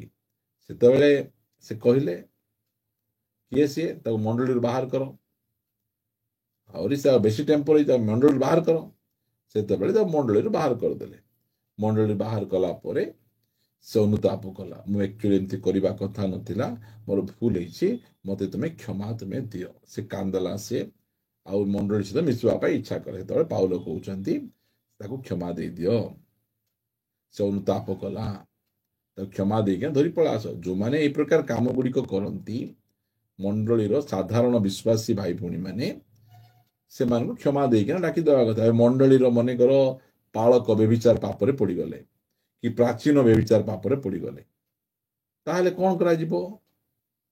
ସେତେବେଳେ ମଣ୍ଡଳୀ ତାଙ୍କୁ ପ୍ରାଚୀନ ପଦରୁ ବହିଷ୍କାର କରିବେ, ପାଳକ ପଦରୁ ତାଙ୍କୁ ବହିଷ୍କାର କରାଯିବ। ସେ ଅନୁତାପ କରି ଯଦି ଚର୍ଚ୍ଚକୁ ଆସିବେ ତାହେଲେ ଚର୍ଚ୍ଚରେ ବସିବେ, ମାତ୍ର ଆଉ ଥରେ ପାଳକ ହେଇପାରିବେ ନାହିଁ, ଆଉ ଥରେ ପ୍ରାଚୀନ ହେଇପାରିବେ ନାହିଁ। ରାଜା ଦାଉଦ ସେ ବ୍ୟଭିଚାର ପାପ କରିକିନା ପୁନର୍ବାର ରାଜା ହେଇପାରିବେ, ମାତ୍ର ମଣ୍ଡଳୀରେ ସେମିତି ନାହିଁ।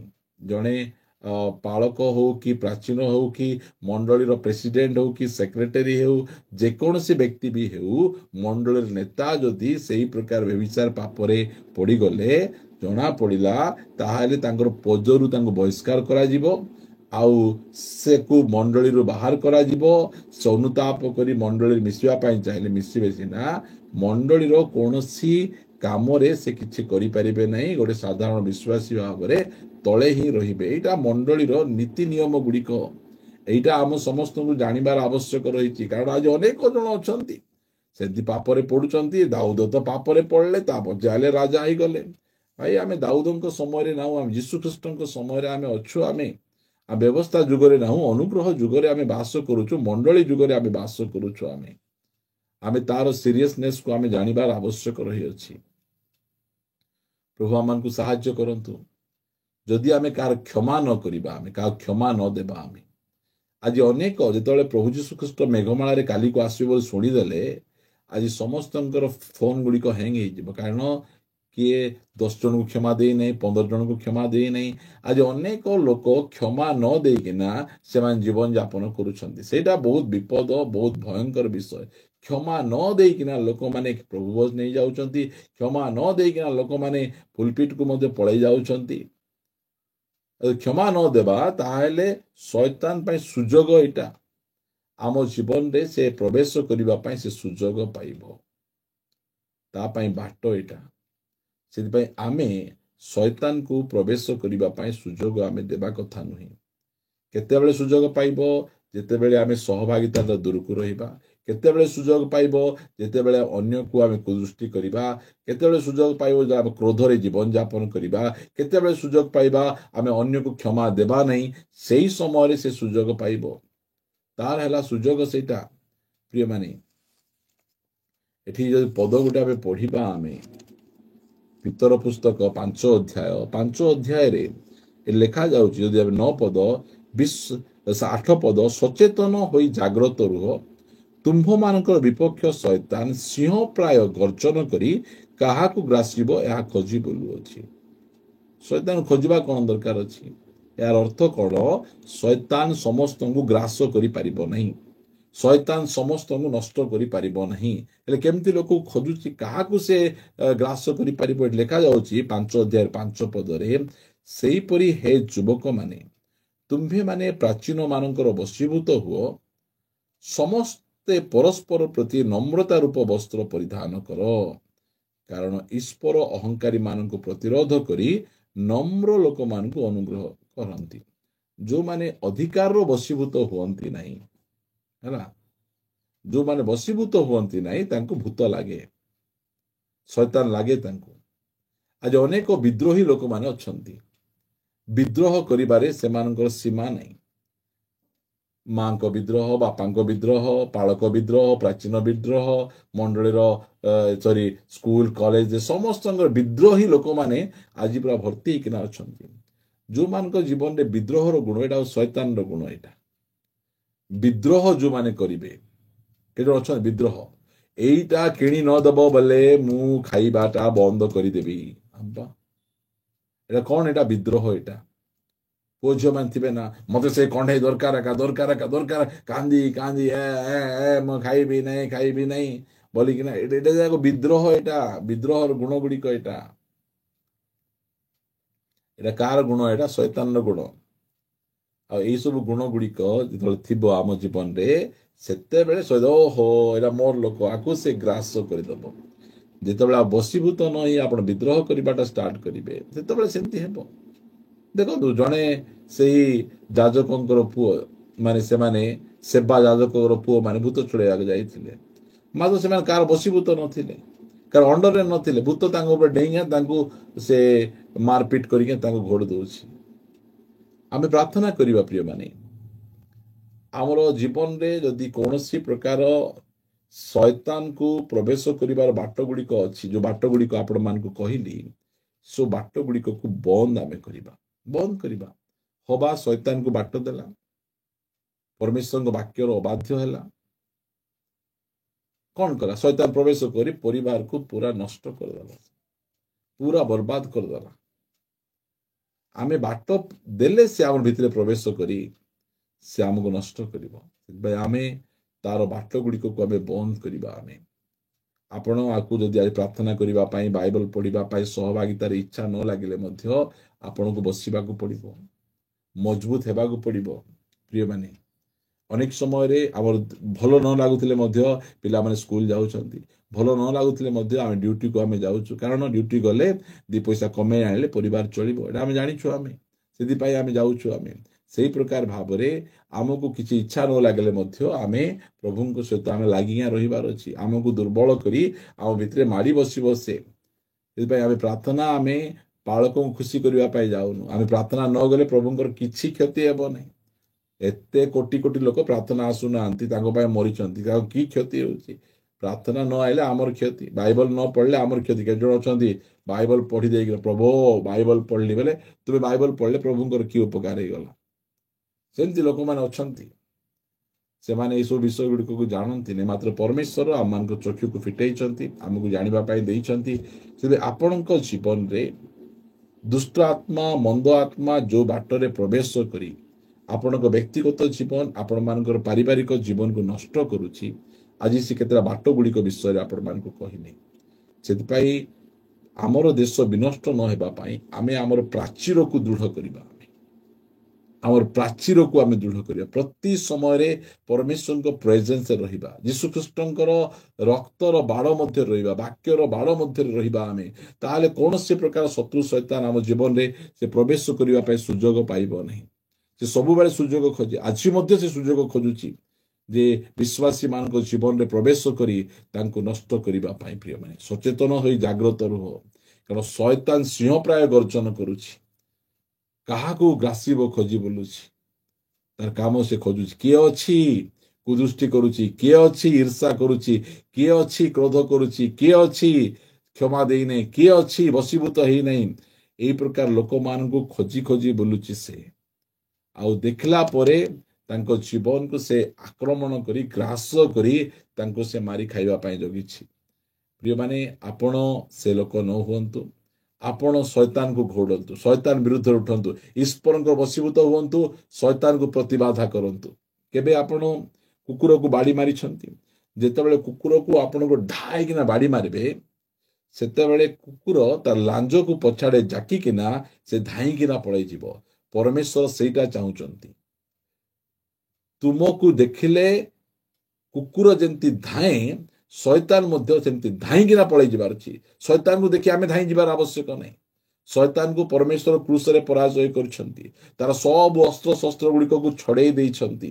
ତା ପାଖରେ କୌଣସି ପ୍ରକାର ଅସ୍ତ୍ରଶସ୍ତ୍ର ନାହିଁ। ଯାହା କହିବ ମିଛ କହିବ, ସତ ତା ପାଖରେ ନାହିଁ। ସେଇ ଅସ୍ତ୍ରଶସ୍ତ୍ର ଗୁଡ଼ିକ ଦ୍ୱାରା ସେ ଆମର ଜୀବନରେ ଆକ୍ରମଣ କରି ଆମକୁ ସେ ରଖିବା ପାଇଁ ଚାହୁଁଛି। ପ୍ରିୟମାନେ, ଏହି ବାକ୍ୟ ପଢ଼ନ୍ତୁ, ଏହି ସତ୍ୟ ବାକ୍ୟକୁ ପଢ଼ନ୍ତୁ। ଯେତେବେଳେ ଆପଣ ଏ ସତ୍ୟ ବାକ୍ୟକୁ ପଢ଼ିବେ, ତାହେଲେ ଆପଣ ତାର ଟେକ୍ନିକ ଗୁଡ଼ିକକୁ ଜାଣିପାରିବେ, ତା ବିରୁଦ୍ଧରେ ଦଣ୍ଡାୟମାନ ହେବେ। ଆତ୍ମାଙ୍କର ଖଡ୍ଗ ଧରି ତା ବିରୁଦ୍ଧରେ ଦଣ୍ଡାୟମାନ ହେଇ ଆପଣ ସମ୍ପୂର୍ଣ୍ଣ ଭାବରେ ତା ଉପରେ ଜୟଲାଭ କରିପାରିବେ। ପ୍ରଭୁ ଆମମାନଙ୍କୁ ଅନୁଗ୍ରହ କରନ୍ତୁ, ଆଶୀର୍ବାଦ କରନ୍ତୁ। ପ୍ରିୟମାନେ, ଆସନ୍ତୁ ଆମମାନେ ପଦେ ପ୍ରାର୍ଥନା କରିବା। ପ୍ରାର୍ଥନା କରିବା ସମୟରେ ଯଦି ଆପଣମାନଙ୍କର କିଛି ପ୍ରେୟର ପଏଣ୍ଟ ଅଛି, ତାହେଲେ ଆପଣମାନେ କମେଣ୍ଟସ୍ ମାଧ୍ୟମରେ ଆମମାନଙ୍କୁ ଜଣାଇବେ।